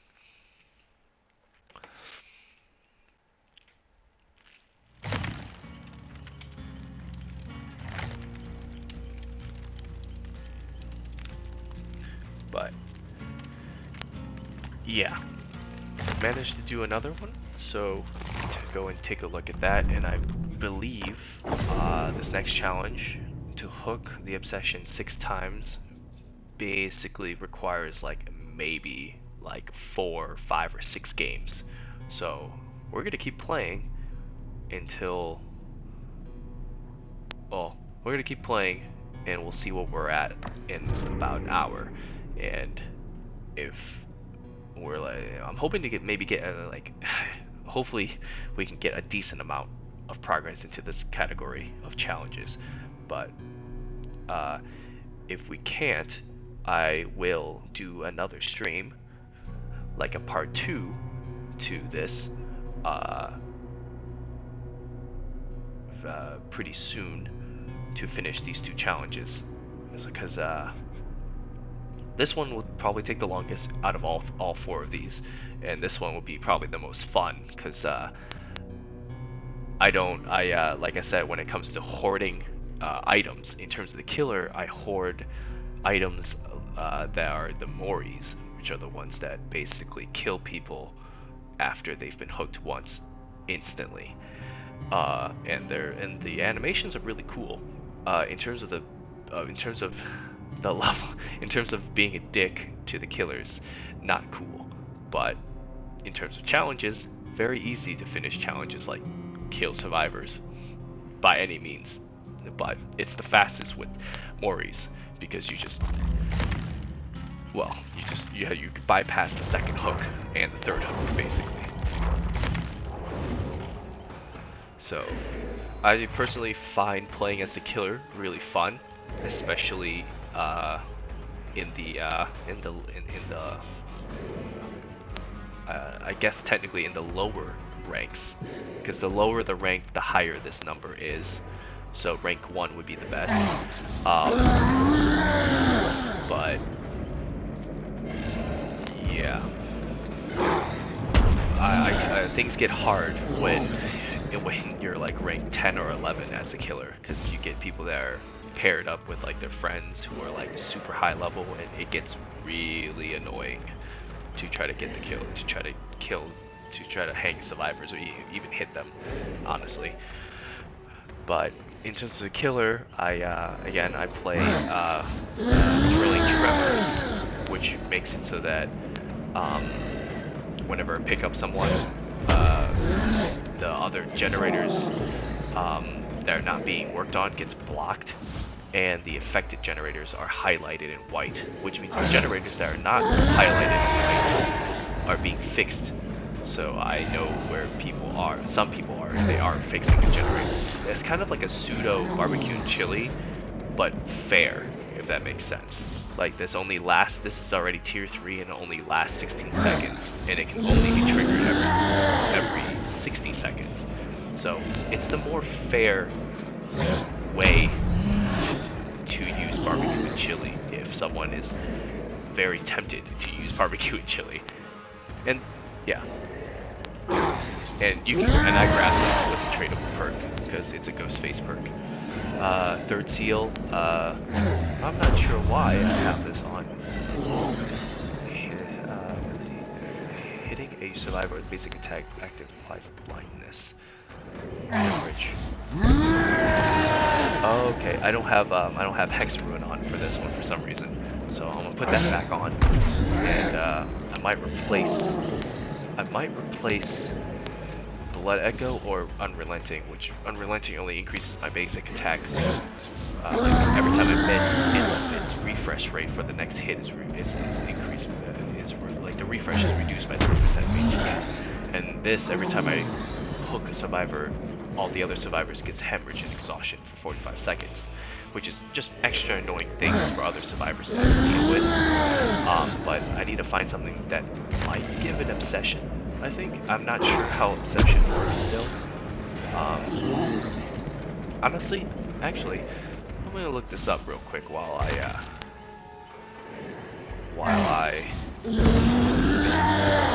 add something to my game. Alright, let's just do that. And then I'll start it. And then I'm gonna look up what exactly is obsession, because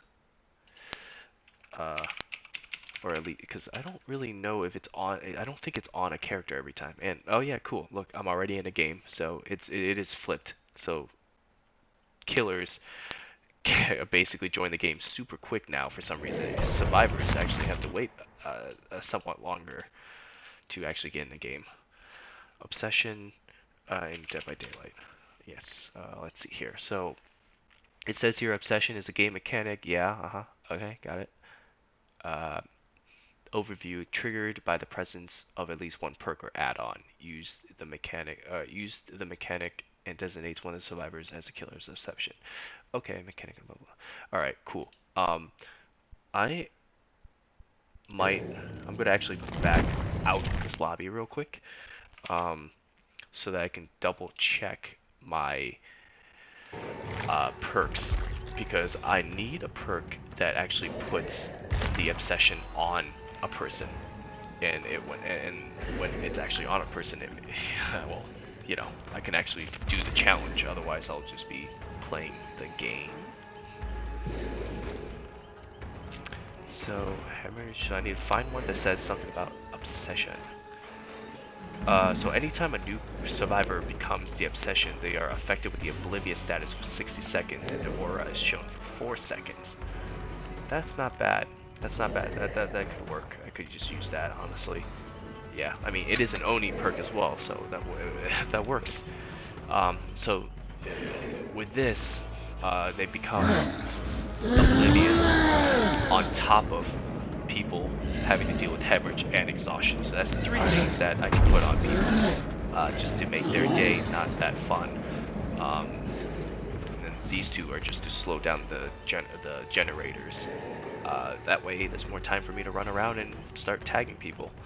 I used to use Monstrous Shrine as a perk as well, which is really good. It's 3 things. It's 9% increased penalty when escape fails, 9% faster entity progress, and 15% increased difficulty of escape attempts. It seems useful, but actually using it in a game, it's not actually that useful, because the people who are new to the game, or more new, or more newbie to the game, this doesn't really affect them that much. They're gonna die almost either way, and then people who are more experienced will get off the hook or get out, get off your grab or avoid your grab in general. So this doesn't really affect them that much, especially the escape attempt and the escape fail penalty. Not a lot of people are gonna try to escape while they're on the hook because it's only like a 4% default rate of success, and you only get like 3 attempts normally, so it's not. So the first two, the last 2 doesn't really work, and the 9% faster entity progress might be good, but experienced players will get their friends off the hook way faster than the bar basically kills them. So I don't see it as that useful, so I replace it with something that I will use a lot more often, which would be honestly something like Blood Echo, which just puts stuff on people every time they're hooked. And not every time, but there's a cooldown. But whenever someone's hooked, it just puts some stuff on them. Or the Unrelenting, which if you miss an attack, you never want to miss in general, but this will basically cover any mistakes, basically. So in terms of how relevant that perk is, even just in terms of how relevant it is, that one is still better than the other one. But yeah, no, it seems like I'm able to get in the game relatively quickly as the killer. So they fixed that, but then which made the matchmaking for the survivor is a little longer. It feels like compared to the last compared to the update before the most recent. But you know, I'm okay with it because it still doesn't take that long, and it's still overall better compared to what it was before. So yeah, let's I might as well put something better on this character as well. Yeah, might as well put that on just to make it a little more fun.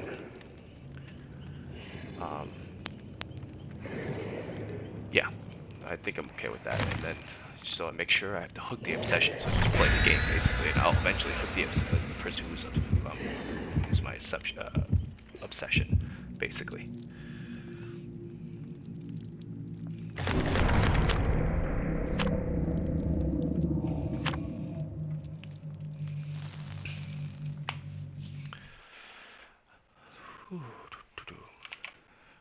Alright, chat, are you ready to run around and kill with me? Or essentially run around and piggyback on the murder in purgatory. I wouldn't say murder, sacrifice in purgatory. That's honestly not a bad title for a stream, honestly. Sacrifice in purgatory. That's not bad. I gotta remember that for next time I play. Either like a co-play with co-stream with friends or something like that.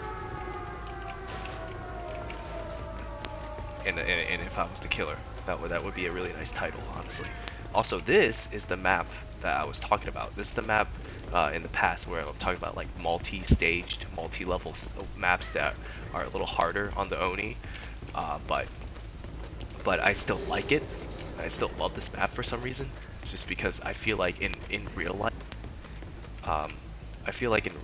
if I were to play as like a hunter or a killer or someone that has to find people, this map, or even as a survivor, I feel like this map would definitely be one of the maps that gives me the highest chance to actually survive and escape, if that makes sense. Just because there's so many places to like hide and multiple areas to like leap across and stuff like that. But who would ever be in that situation in the first place? But you know what I mean. One of the hello. One of the tactics, or one of the tips for killers, one of the things that they say the killers they don't want killers to do is to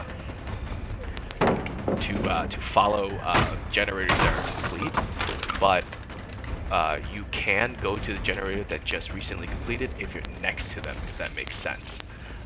Because you'll waste more time, because you just don't want to waste time as the killer, while the survivors, their whole goal is to try to make you waste time, if that makes sense.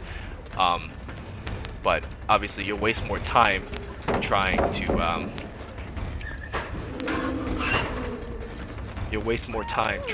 find a different person to kill,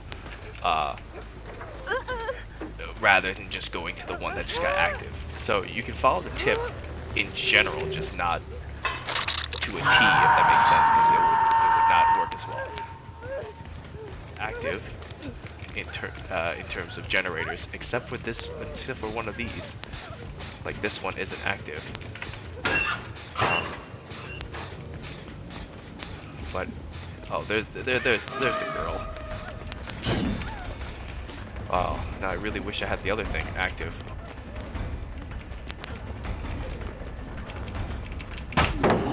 Might as well give her that. She's gonna hopefully save her friend. And if that happens, yep, I'm just gonna hit her back down. Might as well focus on this girl and hit her back down, honestly. Being mean.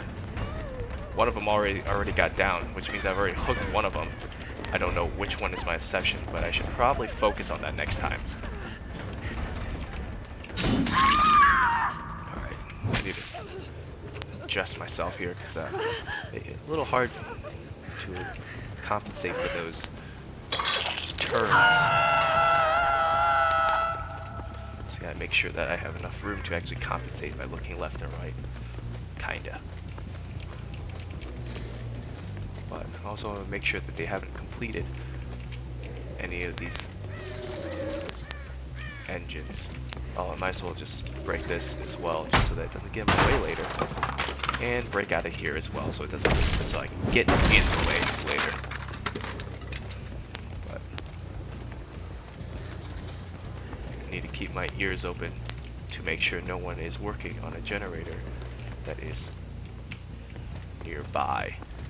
Sorry, I promise I'm not trying to pick you back to guard.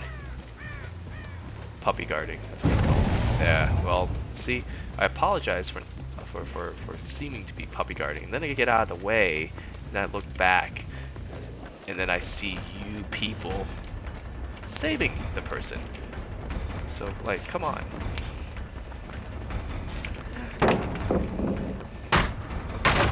So that person is running out of the room? Yes? No?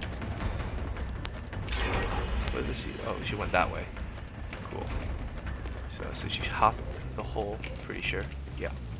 Because you could easily just hide nearby and not do that. But I'm wasting a lot of time chasing this girl. So I'm going to move on and get to the other characters. See, so one of the main points that I'm trying to point out right now is the fact that it's really hard for me to actually use my killer's ability in this place, just solely due to the fact that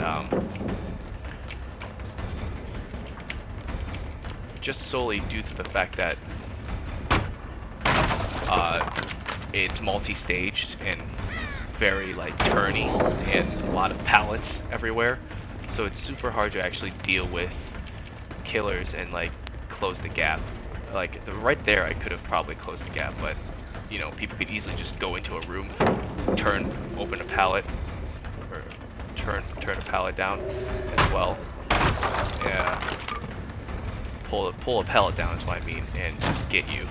And it's super annoying, especially when they run like that, because like it's hard because the Oni's already slow, and it's super difficult to close the gap without using his ability, which I'll just do. Why not? Just because it's getting a little annoying to deal with people.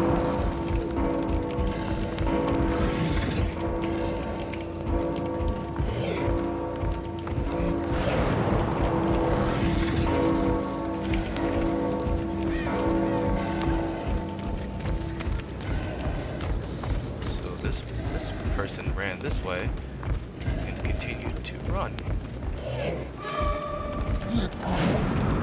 But it's super hard to deal with it. For example, what I'm showing you right now, super hard to deal with people that are running around like that. And it wastes a lot of time. And I think I actually got my obsession. Oh no, the obsession is the person that I was chasing, but I can't really deal with her right now. Or actually, no, I can. I should probably focus on hooking her again, just because. So really, this really messes up my everything, honestly.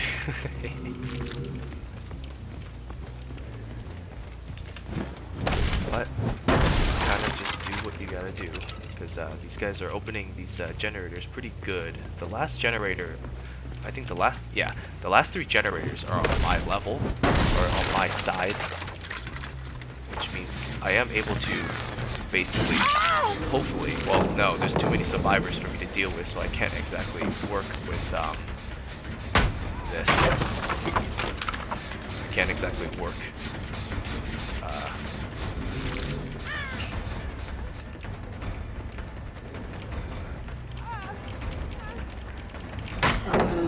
Can't exactly work with. Oh, that was dead hard. That was cool. I'm just missing. And getting stunned. This map is it's the bane of the Oni killer. So if you're on this map and you're you're up against the Oni, you should feel pretty good, honestly, because it is tough to deal with to deal with people on this map. Alright, everyone get out of the way. God damn.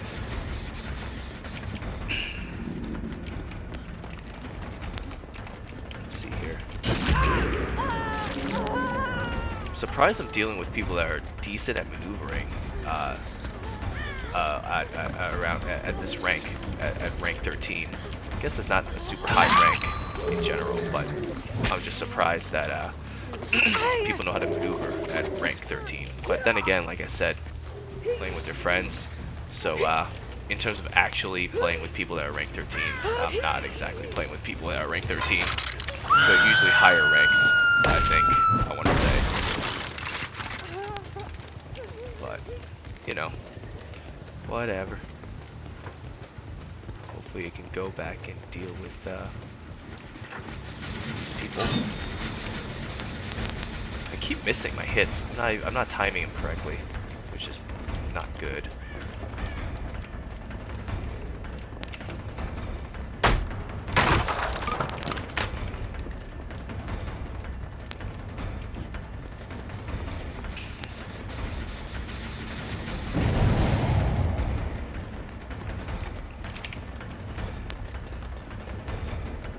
That was a close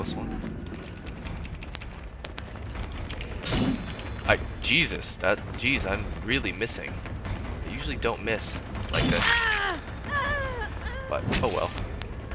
This could just be a bad game with no challenges done, honestly. But who knows? I might have hooked someone. Uh,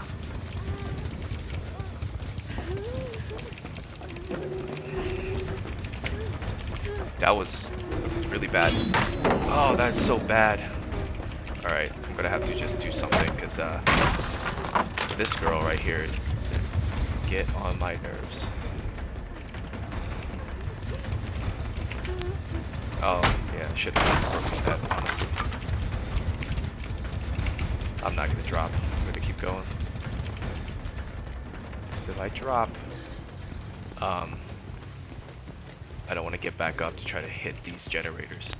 Because yeah, people are busy with these generators, and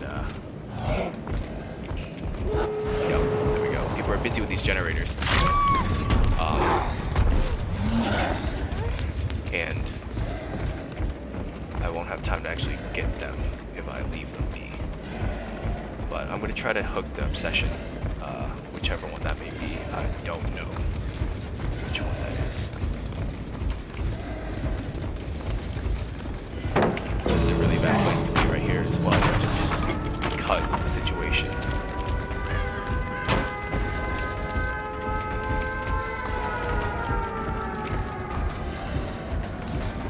Oh, that's one. Oh shit, I fucked up. Oh well.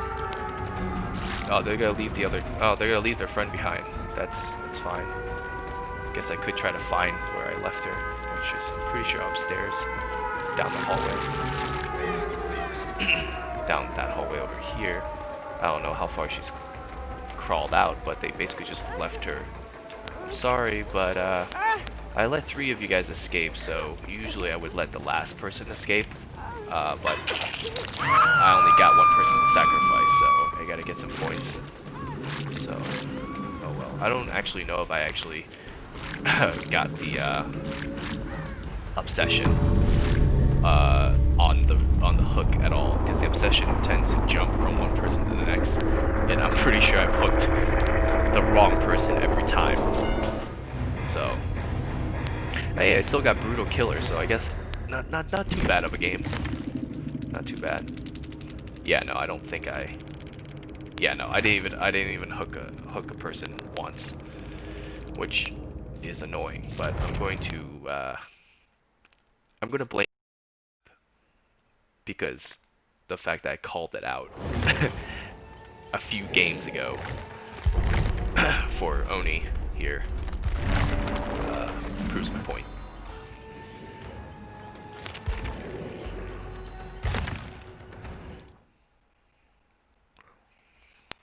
Alright, we'll jump into another game real quick. So, hook the obsession 6 times, so if I'm able to hook everyone somehow, like, in order, with the order of the obsession, I could manage to get everyone on the hook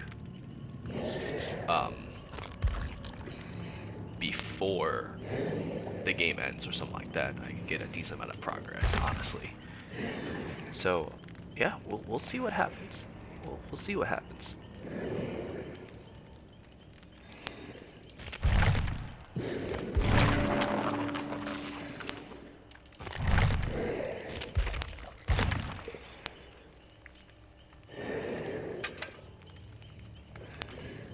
All right, survivors.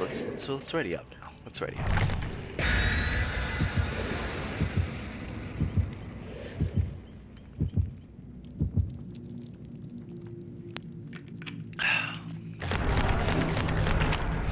Oh, look.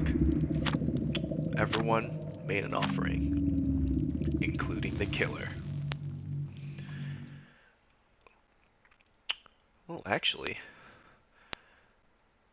I have an idea of something funny I could do, but I might save that for the part 2 of this. Uh, might save that for part 2.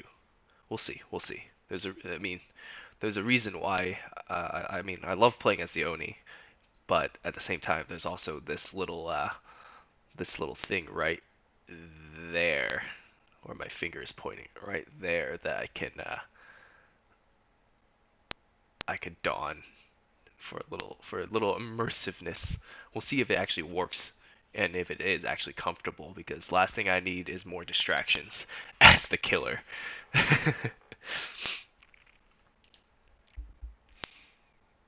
Actually, gotta turn up the volume a little bit on my headset so I can really hear what's going on.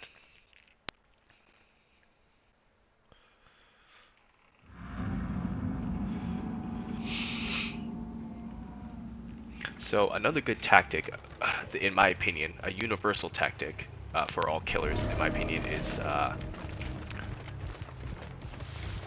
somewhat figure out where the three, figure out where three generators are close together are, like these two and this one is, and almost like stay close to them or keep an eye out on them. Because if you're able to somewhat rotate between three generators that are close together, and you have and you only have to deal with like two killers, two survivors, you can easily win the game and kill everyone, because they won't be able to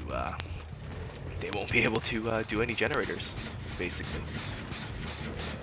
And someone ran somewhere, and I don't know where they went. Oh, there's more. What are you doing? Well, this person is not my obsession, but if I'm able to hook a person and start the chain of wasting everyone's time to save people instead of doing generators, then I will start hooking people. Alright, so it looks like there's one or two people on two different generators that I can see. One person over there, one person over there. So I'm going to go over here to say hi and see what's up. And it's Kate Denson. Love going after Kate. One. Go after the other one. Oh, that person saved the guy, so I'm gonna go after Kate Denson real quick to get the next person on the hook. That is also not my obsession. So the person who's my obsession right now is not Kate or Lori. So could be the other two, or it is the other two. But hopefully I see them. That whoever is nearby is about to finish the generator. So I'm gonna go say hi to the person that's running away right now. Ah, it's Bill. Hi, Bill. Oh, that was a late juke, but he still fell for it. So, that's good. Oh, that was Jesus, he blended in for a second there. But I'm gonna keep following him because he is my obsession, so I need to get him on a hook. Get him. Why did you do that again for the second time? This person is a little too, either there's something wrong with his internet or he's way too excited and thinking ahead a little too much. There's a person on that hook. I'm going to activate my blood here and just charge over there just for fun. I see her. She's still fixing her the machine, so, yep. Damn it. Charge does not work that well in cornfields.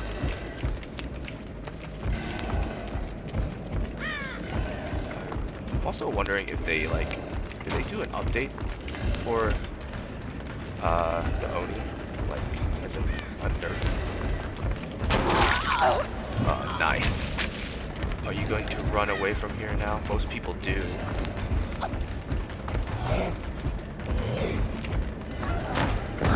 Yeah, that was bad.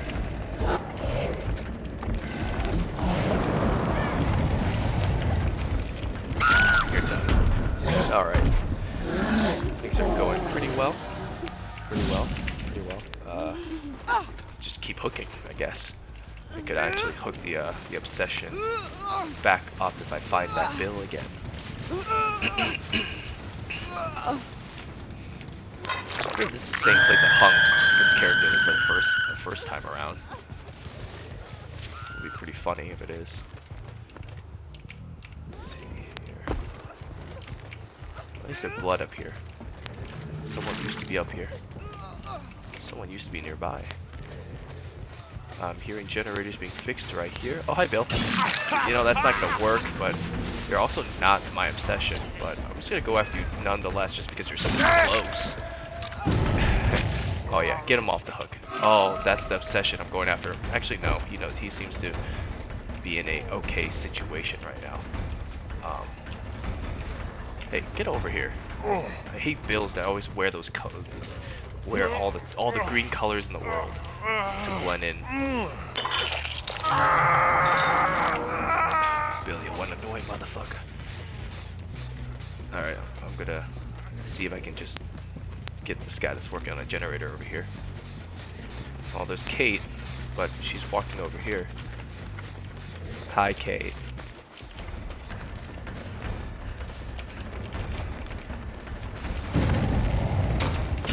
Kate knows these areas. I could be wasting my time here.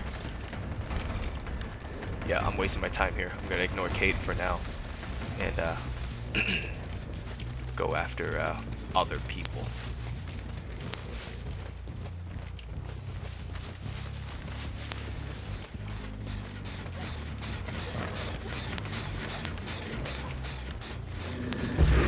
Alright, if I can get rid of Lori, things will be a little easier just because another one dead, basically. Oh, god damn it, pellet. Oh good, I'm able to see him. She's exposed. Kind of.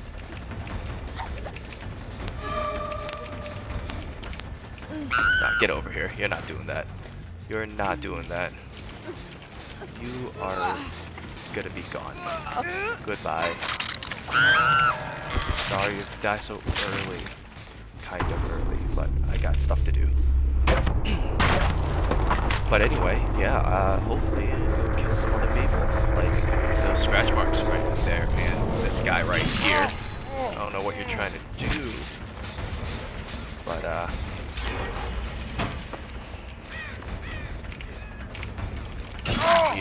that guy just ran right to me. One lesson about playing as a survivor is to almost never get your eyes off the killer, because you will end up finding yourself running back into the killer if you know, run in circles basically if you're not looking around enough. Oh hey Kate, I don't know what you're trying to do, but you're gonna be real annoying later on. Are you my obsession? I don't have any obsession right now, do I?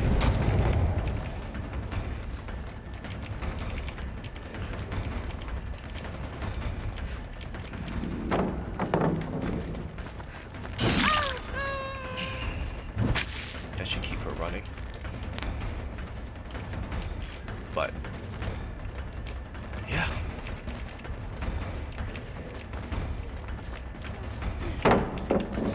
I'm just gonna break that without getting stunned and go after Bill for fun, just for fun. Go after Bill. Damn, I missed. Man, there seems to be a lot more pallets for some reason, but that could just be because I'm the killer right now. Wow, what an ass. God damn.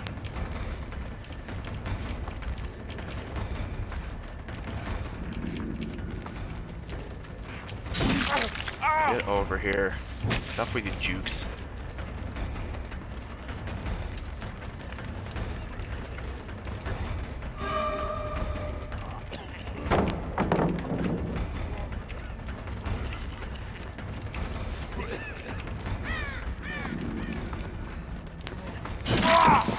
Yeah, you're down.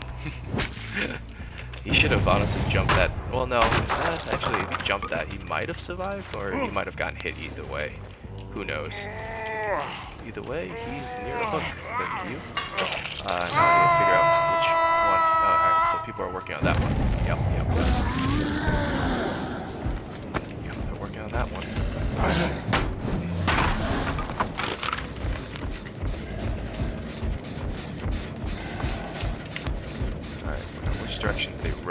run off to is my, oh, that direction. That guy. See him. Charging. Hi. That's not happening. You're not doing that. You're not doing what you want to do. Kind of. Yeah. I don't know if I can actually make it over and hook him in time. We'll see. We'll see. Seems like a stretch, literally. But... oh, I just made it. Thank God. He's dead. He's gone. Alright, we'll go back and work on those, the other two that were hanging out over there. Not even a pun, because the person got rescued. It's around here somewhere, I think.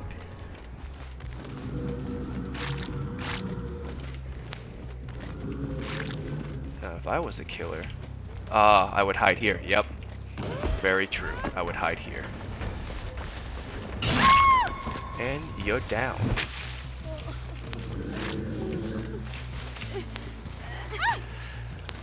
Whew. How is it going, chat? Sorry, I'm focusing a little extra due to that last game of me not really finishing any challenges. Yeah.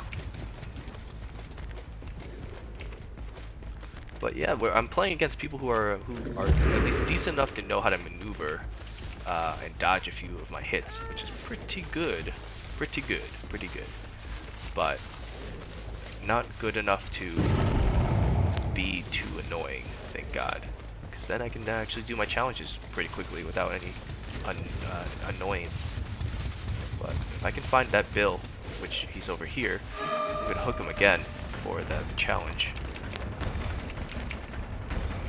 Hi, Bill. Hi, Bill. Bye, Bill. Keep going, Bill. Keep going, Bill. Oh shit, I just missed him. That's not good.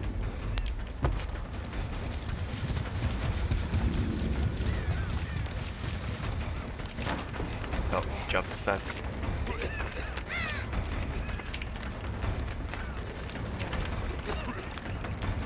You know, I'm gonna keep chasing him until I get him on the hook, because he's my obsession. So I really honestly don't care. I have all the time in the world because I have 3 generators. They still have 3 generators they have to do. So, shit, I keep missing. That's not good. I should probably focus and just get this guy, because he's making a fool out of me, and I could easily have hit him, but I'm missing. Unlike that time, though. Yeah, go fuck yourself. What's more frustrating isn't like having to hook people, or like isn't missing the person. What's more frustrating is that I know what these players do, but for some reason I'm not hitting my spot, if that makes sense, you know? But I mean, that could just be because I have a new setup and haven't played. That's my excuse. Who knows? Should I let this guy live? I don't know. It depends on how nice this person is to me, you know? The person has to be nice to me for me to let him live.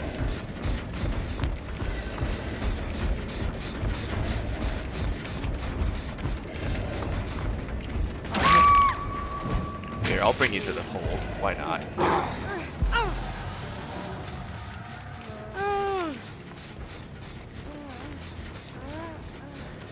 I'll bring him to the trapdoor. It's always good to be nice when you completely destroy the team. It's always good to be nice to them afterwards, you know. Have one person escape from purgatory. At least that's how I play. If I completely destroy a team where everyone basically dies except for one person, I'll let him go. I'll let the last guy go, just because. Merciless? I don't know if merciless works on that one. I did let someone go. Oh, that is awesome. Do you see that, chat? That is 1 game, 4 obsessions hooked, or 4 times the obsession was hooked, which is very good. I got 2, yeah, rank progress 2. Hell yeah. So I'm going to save my blood points so I can put them in the survivors so that they can get their decisive strike. So I can get their decisive strike abilities unlocked. So I'm going to save those because I basically have everything I need for as a killer for now. And oh, like I said right here, the only person that was higher level was this person. The other people that I was playing with were level 9, 4, and 5. Which yeah, those are hot. Those are nowhere near the number 13. So I still did it still did really good. Honestly, if you look at the rank system of the survivors during that game. So honestly, 4 obsessions and those survivor ranks, and then being able to basically destroy the team. Not bad, not bad. I like that. That works well. It works good.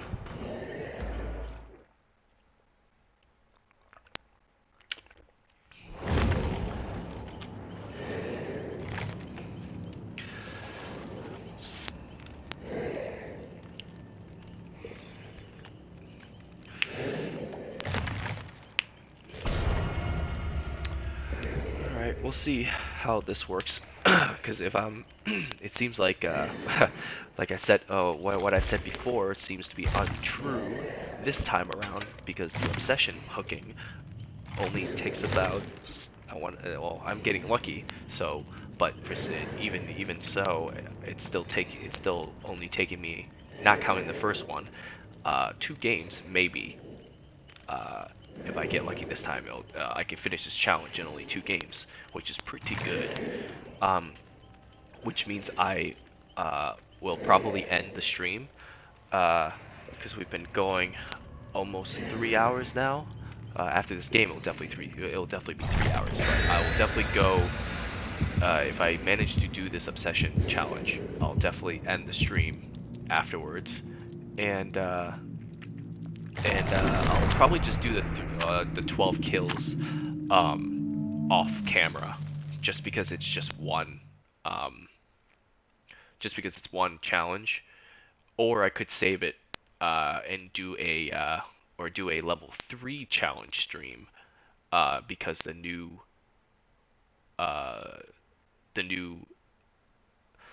challenges for level 3 is coming out in a few hours.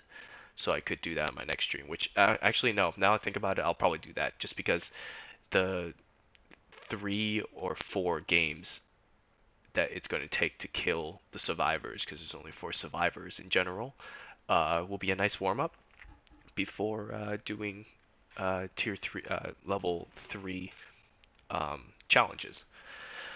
So that will be what the plan is for you guys, since I don't really have a schedule right now, but I will once I hopefully I will once I am done with classes, because I am still taking classes, but it should be almost done for now. Oh, this is a cool map. I think I'm gonna open this door just for fun. I've never opened this door before. This is cool. This is a really cool map. It looks small. This map does look a little small.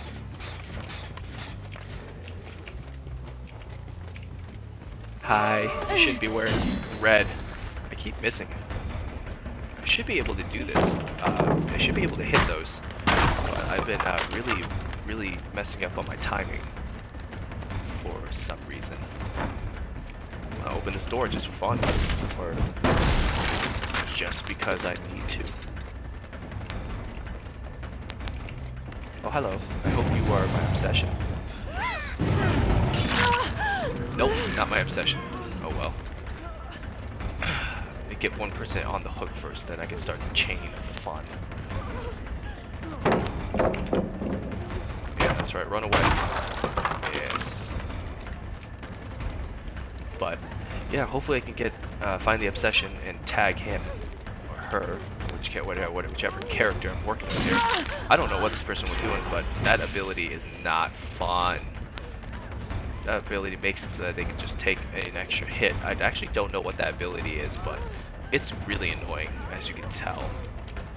That person should be down by now, but it's making me waste my time. But I'm committed right now because I don't see anyone else. So for now, I'm gonna have to keep oh, I see someone else. Hi.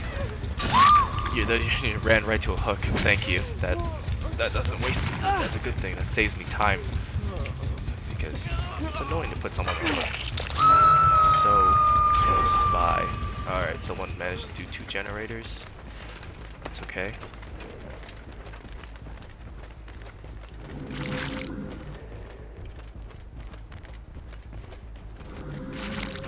Oh, I see someone all the way over there. Hopefully that person's my obsession.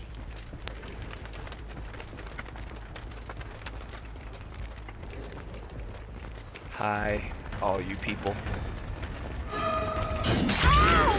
That is not my obsession, but I guess I'll just keep going. Who's my obsession? I wonder. It'd be funny if it's the first girl that I found, the one in red. That one all the way over there that I just saw. That would be funny.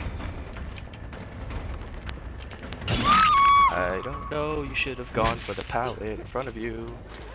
Do you think it's me? Oh, hey Velvet, how's it going? I looked over, I'm like, who's this? Do you think it's me? Are you the killer? Are you the killer? Velvet, red? It might be the red girl, honestly. The red girl is you, Velvet. Not bad, not bad. How's it going, man?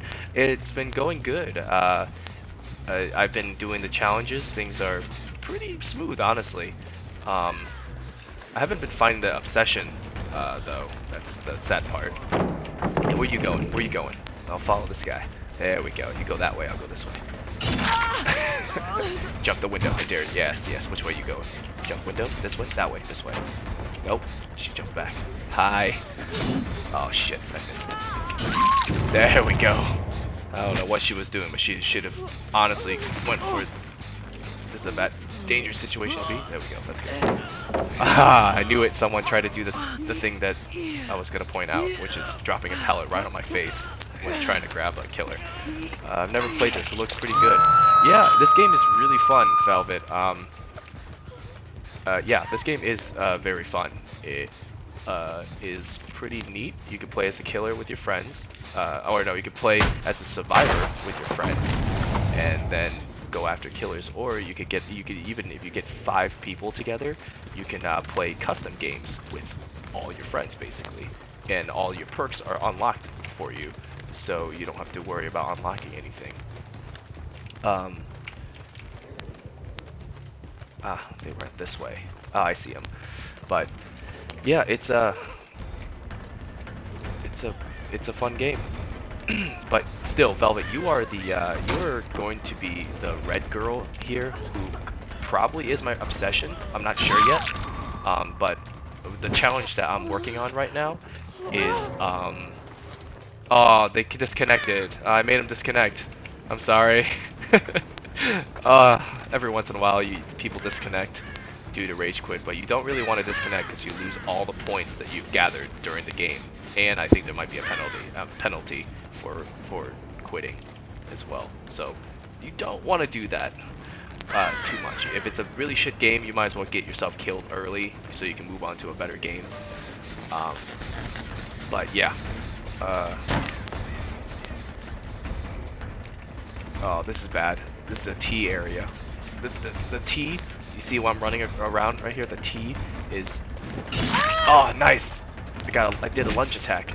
I usually don't do lunge attacks, but sometimes they're necessary. A T is a great way to waste a killer's time, because you have to go around multiple corners like this. But because this person isn't necessarily that... Oh, that was bad. That was a wasted opportunity. Because I'm going after that one, just because I have to go after the obsession. It's gotta be red. It's gotta be Velvet. Please let it be Velvet. I actually haven't seen one of the survivors yet, so that survivor is doing a hell of a job hiding from me. Tell me more about what this obsession is. Oh, okay. So what obsession is certain perks that you have as the killer require you to hook an obsession. So if you look at the lower left hand where it shows you the status of all the survivors, you see those spider like tendrils that are around Perugu. That's the obsession status. And if you hook the guy with the obsession, you can put some sort of effect on the person, or it can trigger some sort of effect basically. Yeah, come here. And that is still, yep, it's the red girl. The red girl is my obsession. And it triggers an effect. But the reason why I'm doing it, the reason why I'm going after the obsessions to hook them is because of the challenge. The challenge requires me to hook people who are obsessed 6 times, and I've done 4 already. Out of the 6, and you don't have to do it in one game, you can do it in multiple different games. A lot of people are obsessions, not gonna lie. Maybe. I need to go find Velvet. You actually need to find you. Where's the girl in red? I don't know.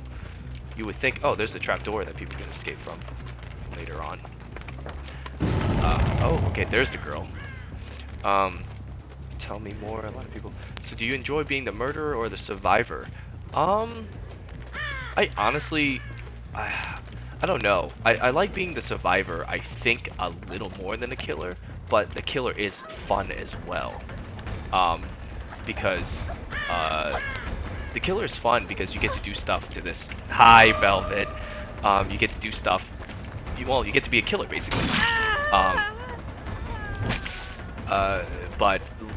Once you get to a higher ranked game, playing against the killer, playing against the survivors as a killer is hard. People who are higher ranked as a survivor are brutal, and they know how to basically rotate between different vaulting stations, like vaulting areas and like stuff like that. Yes, I got you. Yay. Okay, as long as I can hook her, I get. I'm just that much closer to my objective. But. F. But how's it going, Velvet, since the last time I talked to you? How is life? You know, how's the family? How's the kids?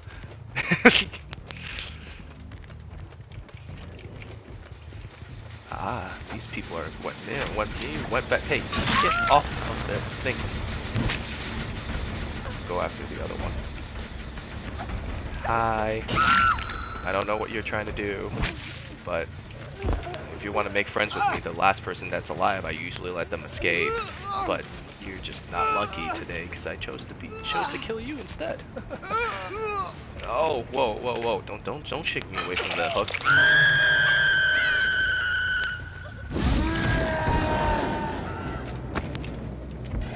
Okay, let's see if he's gonna. Oh no, that person's still on the hook. Where is the other guy? The last one is just not helping any of their teammates out, and I feel bad. Not bad, just got done making some pretzels, and they were pretty delicious. Nice. Pretzels are nice. Are they like the freshly baked pretzels?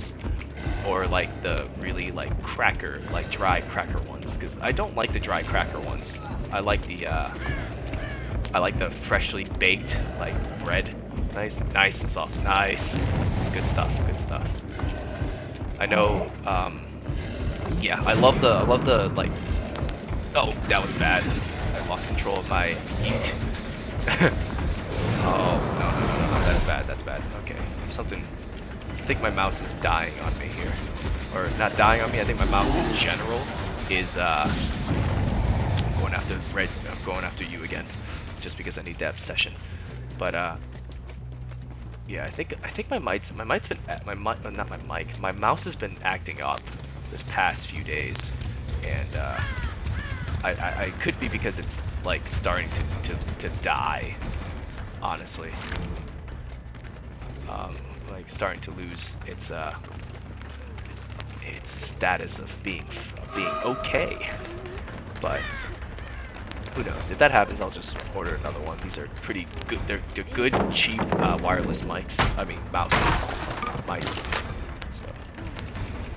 You know, I've been doing pretty well, so I'm going to focus on my obsession and kill this person. Yes, yes, I don't care if the other two escape, I just need you on a hook. Life has chosen you to be the sacrifice. Velvet, if you can remember, Chaos and I know Chaos and Asuna both said that they played they played Dead by Daylight as well, and I know Nervous Rambler plays this game as well. So if you're interested in this game, if it seems fun, definitely look up some videos for it.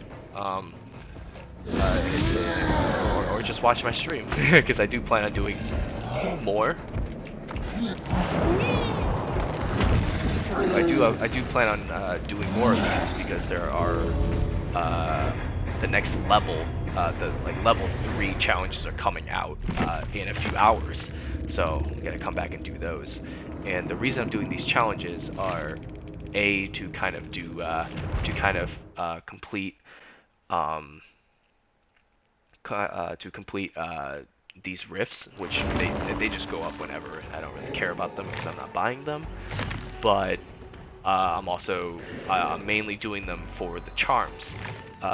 Charms are, well, the charms that you can put on your character, which are they're kind of cool. And in order to get these charms, you can do a few things, and one of the ways you can do them is by completing different challenges. And the tombs so Tomb 5 is the current set of challenges that came out, and and the theme are these like seedling things, and the last version of these charms always looks really nice and glowy. So I'm just doing them as they come out, basically. So like this, I'm one challenge away from finishing them, for finishing level 2, and then the level 3 releases in 11 hours. But to show you what certain tombs look like, this one starts off like that, and then it ends looking like this. So super cool and shiny and stuff like that. And there are other ones, obviously, that this one's kind of meh. I don't really like it, so I'm not even going for it. And this one's also kind of meh. It's just a coin, a little shiny, but not going for it. This one is the one that I was working on before the current tome came out. So this one turns into that thing, which is super cool. And I'm just gonna go after it once I'm done with the current one that's going on, just because you can't have multiple challenges active. So let's see. I've seen some gameplay, not just an expert by any means. Know the general point of the game, just don't know anything about the perks or rifts or challenges or anything like that. Okay, yeah. So all that stuff it's pretty self-explanatory when if you start playing, but I could play a little more just so you can see the killer side in action, I guess, because I played a lot of the Survivor earlier this stream, but I'm gonna play a little bit more as the killer, just because I almost didn't have this thing active. So then this last challenge requires me to kill 12 survivors by any means. So either sacrificing them or just killing them outright by using the Mori ability or the Mori thing. But so for example, perks are just things that you could put on to like give yourself more advantage and give the survivors a disadvantage, basically. So for example, the Thrilling Tremors perk basically makes it so that when I pick up a survivor, all the generators that are not being repaired currently gets blocked by the entity and cannot be repaired for the next 16 seconds. That just gives me more time, and affected generators are highlighted in white, so that also gives me the secondary ability to basically look around after I look at someone to see which generators are not white, which means there's a person fixing them and not being blocked, so I can go after that person. and it's pretty useful, and it can only be triggered once every minute, basically, so it's not too unfair. What is this your favorite killer? Yes, this is my. I love. I mean, I love the Japanese culture, and just in general, I love katanas and samurai armor and oni, which are all really cool, and I love that. And also, I have these 4 killers that are unlocked, and I don't usually play killers as much as the survivors, but the other killer that I actually play is the Hag, which is who I started with when I first started learning how to play the Hag, or learning how to play the killer in general. And her ability, so every killer has their own personal abilities in the game, and the Hag's ability is to put down these symbols like these. It's just a triangle, and it makes it basically like if someone is near it and trips it, a clone of the Hag pops out, and I could if I'm close enough, I could teleport to it immediately, basically. But yeah, the Oni is currently my favorite killer out of all of them, just because he's super cool. And I can show real quick the survivors as well, because they're pretty cool. I don't know if you know, but they have Ash from Evil Dead as one of the survivors, which is really cool. And they have like the 2 stars from the Stranger Things show. I think most of these characters are all free. This one isn't. Laurie Strode from the Mike Myers series, Halloween. And then I got Yuri Kimura, who came with the Oni. But I got her because I bought the pack because I like her, because she looks really cool and pretty, and also anime. But I played her. I mained her at the very beginning, and then I switched over to Kate, and then I basically play as her the most as a survivor right now. And then second one is Yui, but they're both really cool, and I love customizing them to look different from the basic character, and look completely different from other people, because I like being myself and unique. Do they have Demogorgon from? Yes, they do. Yes, they do. Let me show you.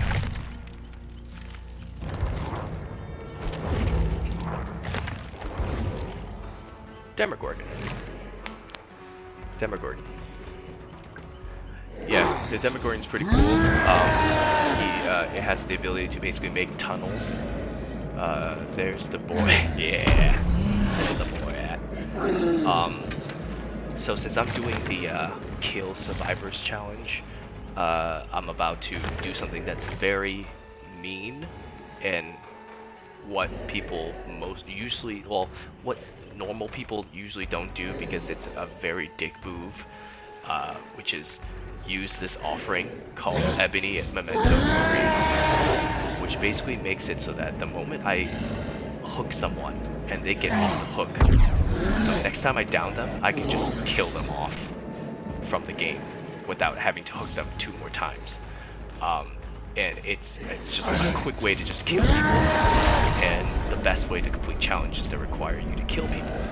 But, you know, also kind of a dick thing to do if you're just doing it for fun, obviously, or just kind of a dick thing to do if you do it constantly. Yeah, no, people are not happy whenever that happens. But I don't know if I want to. Yeah, no, it should be fine. But yeah, no, people aren't happy with it. I can switch out this perk because the only reason I had it on was because I needed a perk that activates the obsession on a person.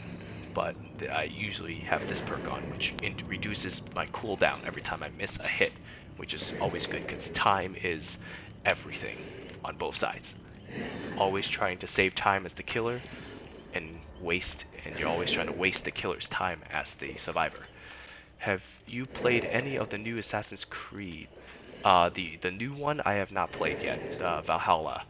I am in preparation for Valhalla. I've been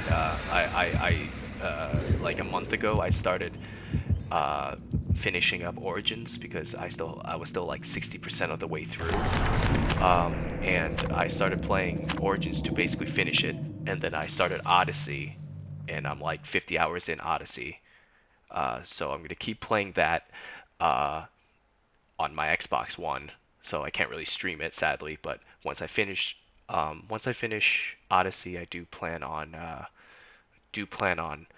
um, streaming Valhalla because I love Assassin's Creed, and Ezio is still the number one boy.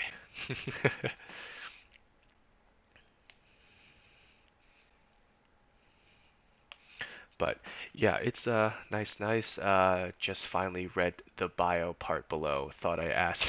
Thank you for reading that. I actually just put that up today, um, and it finally looks it finally looks like my channel isn't empty. You know, since I still don't have the ability to upload anything.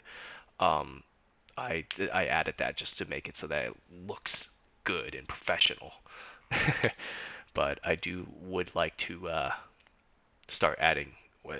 Hopefully, if I become affiliate, I can start uploading all these videos so that at least my home screen isn't empty and everything.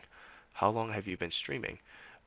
This is actually technically my second stream. This is my first solo stream, but my first stream was when I was playing with you people, with you and everyone on Among Us. That was my first stream of all time. So I've been streaming for 2 days, period. 2 days.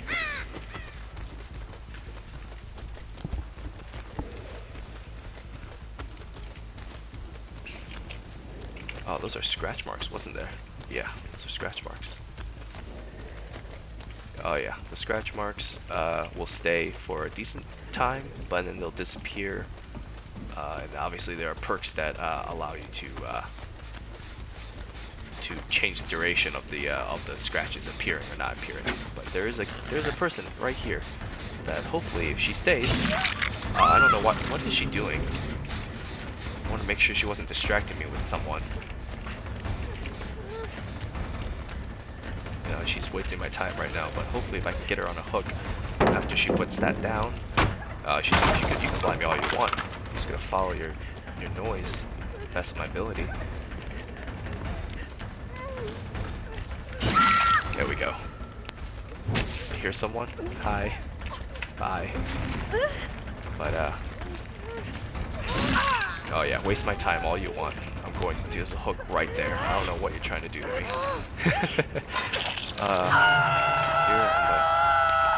There's a girl that went down, didn't they? Did she go down? Or did she just... No, she didn't go down. She just got hit. Oh, there she is. Hey, doing really well for 2 days. Much farther than I was when I started. Oh, thank you. I think the reason I'm... no, not that I think. I know the reason why I'm, like, even... Because I don't have anyone to compare it to. The only reason I'm this far, or just... I even got this far is because of... honestly because of the co-stream. It got me exposed with tons of people, and it was fun, and also my friends. I have a few friends that have been watching my. Someone opened the hatch, didn't they? Oh, that's not good. Someone just opened the hatch, which means someone already got out of there. But anyway, I have some friends that are also watching and following me when they don't really have to, but they're doing it just because for the support. But yeah, no, it's really nice to start. Oh wait, oh let me put her down to show you the kill. But what I was saying was it's really nice to do that co-stream and get my name out there, and then my friends helping me start and making it a little easier. But definitely gonna work hard on it though. Nice. Alright, so that's a Mori. That's the Oni's Mori, which beats the shit out of you after stabbing you, ripping out your tongue, which is gruesome. But yeah, I mean, yeah, I definitely will. If I make it farther, I definitely will give people that have been there since the beginning the credit for supporting me. Oh, hey, how's it going, Sleepy Leviathan? I know you've been I know Sleepy's been watching the stream as well. How are you? How's it going? Oh yeah, come down here. Oh no, fall into my arms. That's one kill. I go after her for another kill. Yeah, that's right. You keep messing up on those stuff. Keep messing up. Yeah. I will read what you say in a second after I get her on a spike. Yeah, put that down. There we go.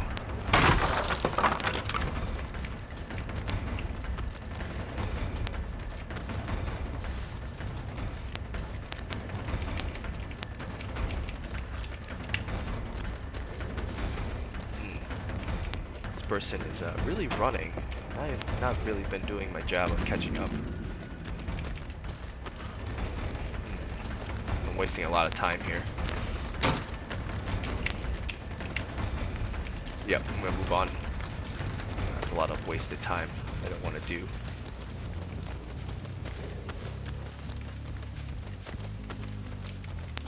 Not hearing anything. That's not good.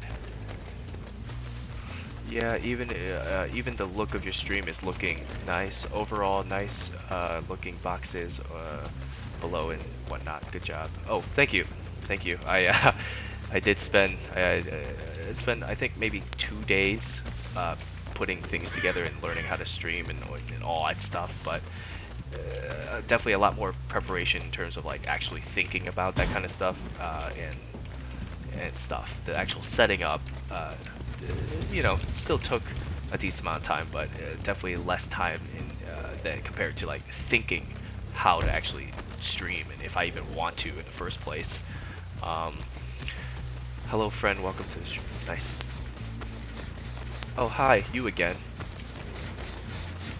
Okay, alright, I should probably go start killing some people because I need to hook them and use my Mori, because Moris are pretty, they're not rare, I mean they're definitely rare, but they're not too rare, if that makes sense.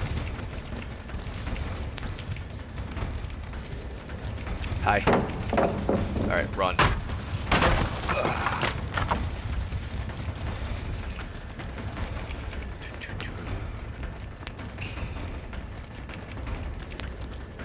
Oh, please. Please let me get you. Please let me get you. Please let me get you. Please let me get you. Oh, I won't have time. Oh. Ah, damn it. That's one hit. Oh, damn it. That was a bad game. Well, I'm gonna have to focus on killing the guy.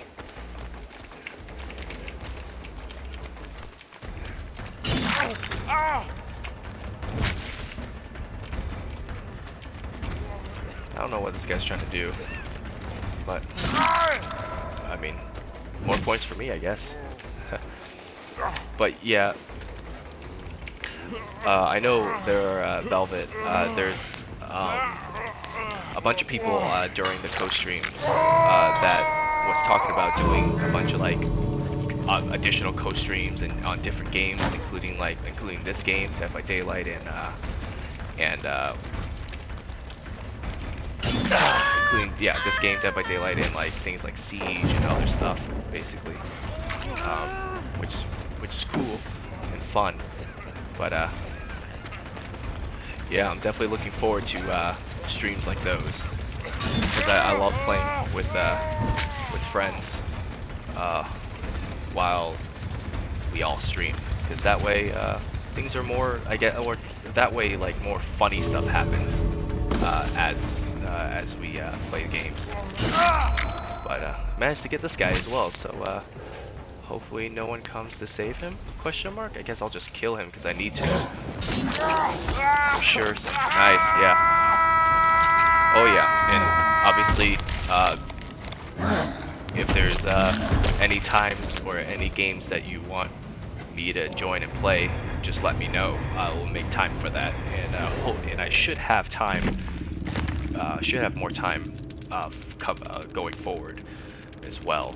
So, damn, that game was all right. Still only got 2 kills.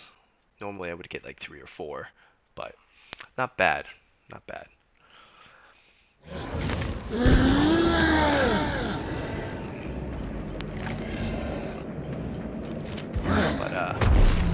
But it's so funny because I like to hoard all the green, purple, and red perks / offerings, survivor and killer, both survivor and killer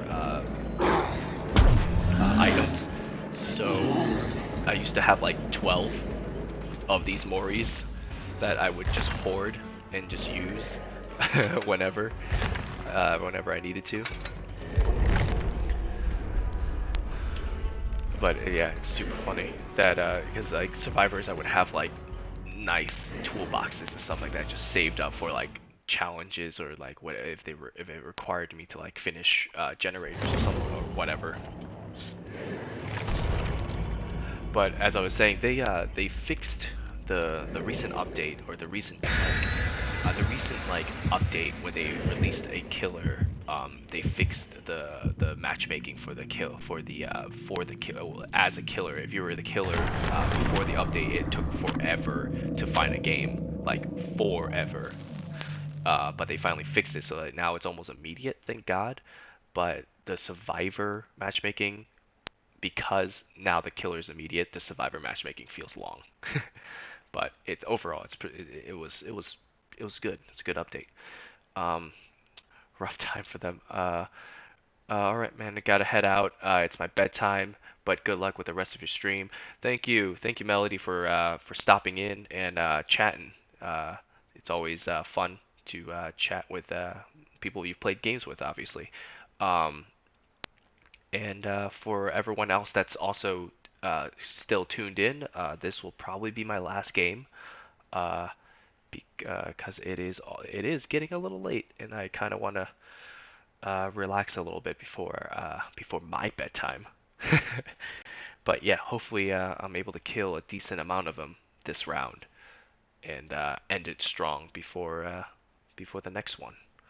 So let's do this.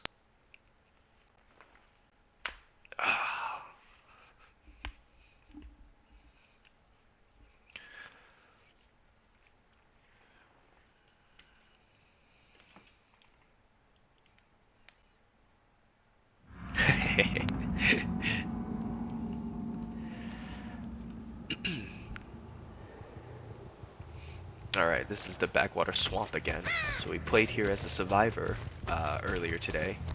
So this generator, these generators? I'm just basically trying to figure out which generators I want to keep my eyes on for now. Probably let them have that generator, honestly. But see if I can find someone early, because that would be pretty nice.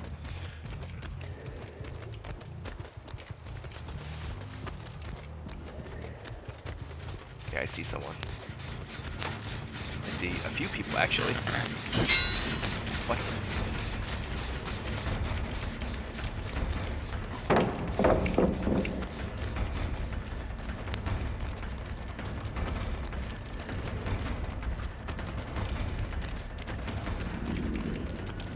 Where is she running off to? It's one.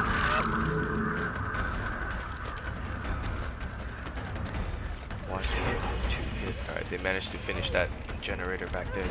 3 people were working on it, I think. Pretty sure there was 3 people working on that generator. Yeah, that was predictable. Alright, find a hook nearby. This hook is pretty far away from everyone else, so might as well put him here so that it wastes everyone's time, or at least one person's time, for coming all the way over here to try to save their friend. But yeah.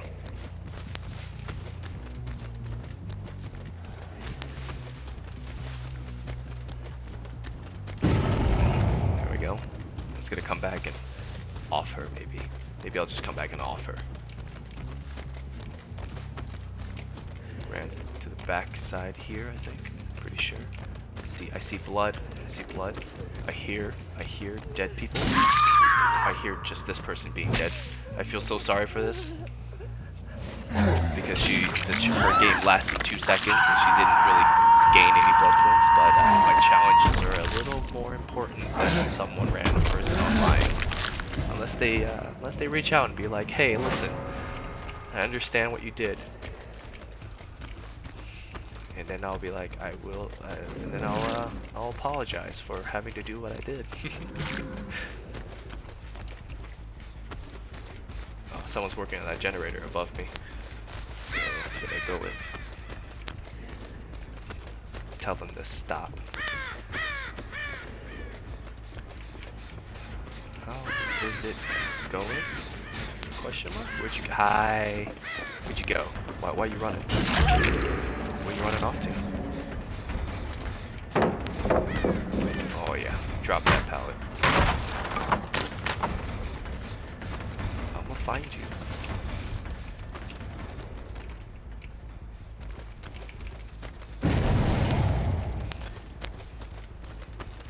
Yeah, I almost lost her too. That's a sad part.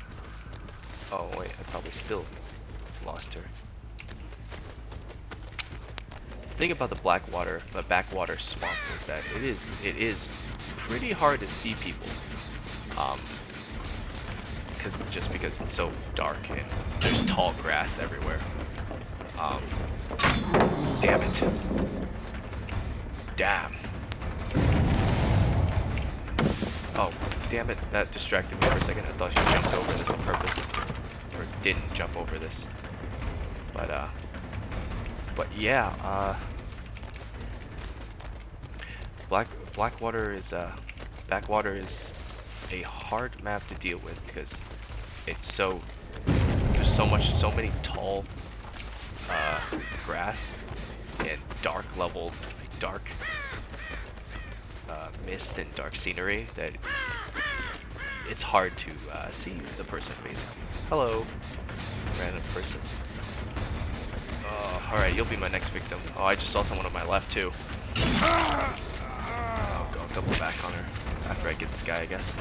Just because I don't think he has anywhere to go. So that's good. I don't think I have anywhere to hook him either. So, hopefully I can find a place to hook him. Hook him upstairs. Or I could just... Damn, there's not really a place I can hook him. It's a sad part. Or actually, maybe I can make it. I don't know if I can make it up here, honestly. It's a decent amount of... Oh, I made it. Holy shit. Thank you. That was interesting. Oh, hello. I don't know what you... I know you were here. I was gonna finish my hooking time and come back. I don't know why you stayed. I don't know why you stayed. Why? What are you doing? What, you gonna go up? Yeah, you're gonna go up. Save him, save him, save him, save him. Yes, save, or don't save him. Okay, fine. Don't save him. I don't care. I don't care, don't save him. All I need to do is kill them, so they can do whatever they want. But I'm still gonna have to hook them. And hooking is one of the ways that you can die. You know, I don't have to mori you, but it is fun to mori. There we go. That's the save I'm looking for. That's weird. What just happened there was really weird. Unless they sprinted out of there. No, they sprinted this way.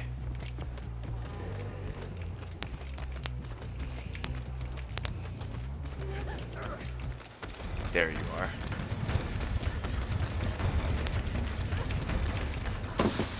Alright, I'm gonna break this now. that out of my way.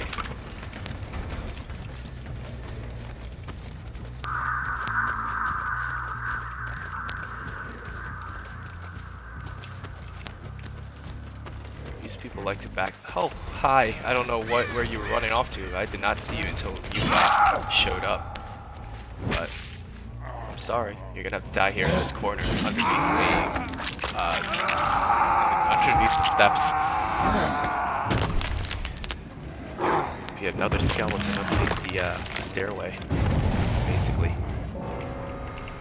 And she rescued her a little late, I feel like, because I was basically finished with my animation by the time she rescued her.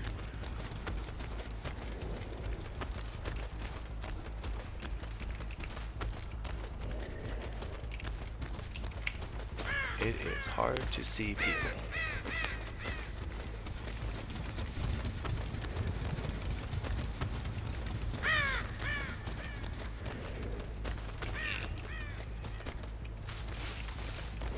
Not seeing anything.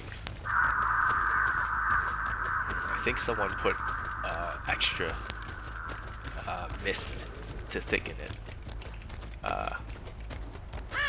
Wait, that's not someone, is it? I don't think so. Nah. But yeah, I think someone put extra mist down to make it even more hard to see people from in general. That's a lot of mist. Go back to the basics, I guess. Oh, why would you do such a thing?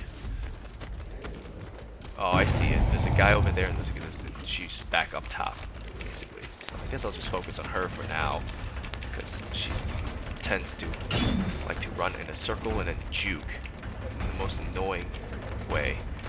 You always know that you always know that you might get an annoying survivor, and when I say annoying, I just mean like a person who knows what they're doing. Because if they play this character, I don't actually even know her name, but if they play this character, you know she's gonna be annoying because they picked her for obvious reasons.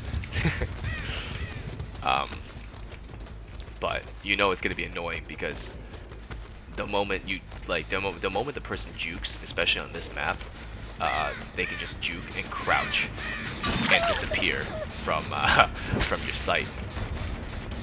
Hi, I dropped, and I'm sorry. I honestly wish I could have killed the other girl that's making all that noise. She's doing that on purpose to distract me. I don't want to get distracted. Oh, I know she's around here somewhere. I wonder if she's already found the trapdoor. Maybe not.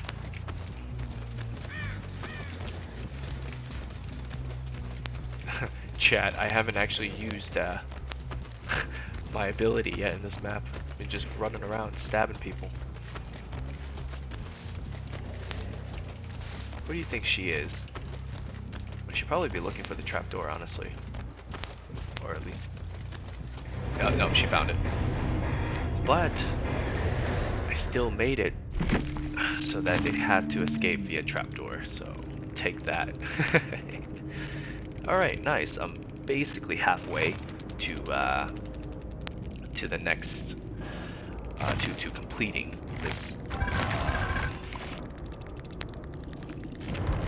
this challenge. We can take a look at what kind of rifts I unlocked, which is the battle, kind of like the battle pass for the game. I unlocked. Oh, cool! I'm about to unlock the spray paint charm, which is pretty cool. Honestly, all the charms are the only reasons to even get the battle pass for this game, because some of the charms could be really cool. But the last charm you get in this is this thing, and I mean, it's cool. It's definitely cool, but compared to like the other ones before, I think it needs a little more glow to it, if that makes sense. Definitely needs a little more glow to the charm, because if things glow in the game, it, it means it's good, and it's high status. So if it glows in this game, it's hard to get, or harder to get. Um, but yeah, anyway, this has been a fun stream. Got a decent amount of stuff done, a good amount of stuff done, honestly, and I will do another one of these for the level 3, or finish off this last one, and then I'll also do level 3. So tune in next time for my stream, and see you later, assassins.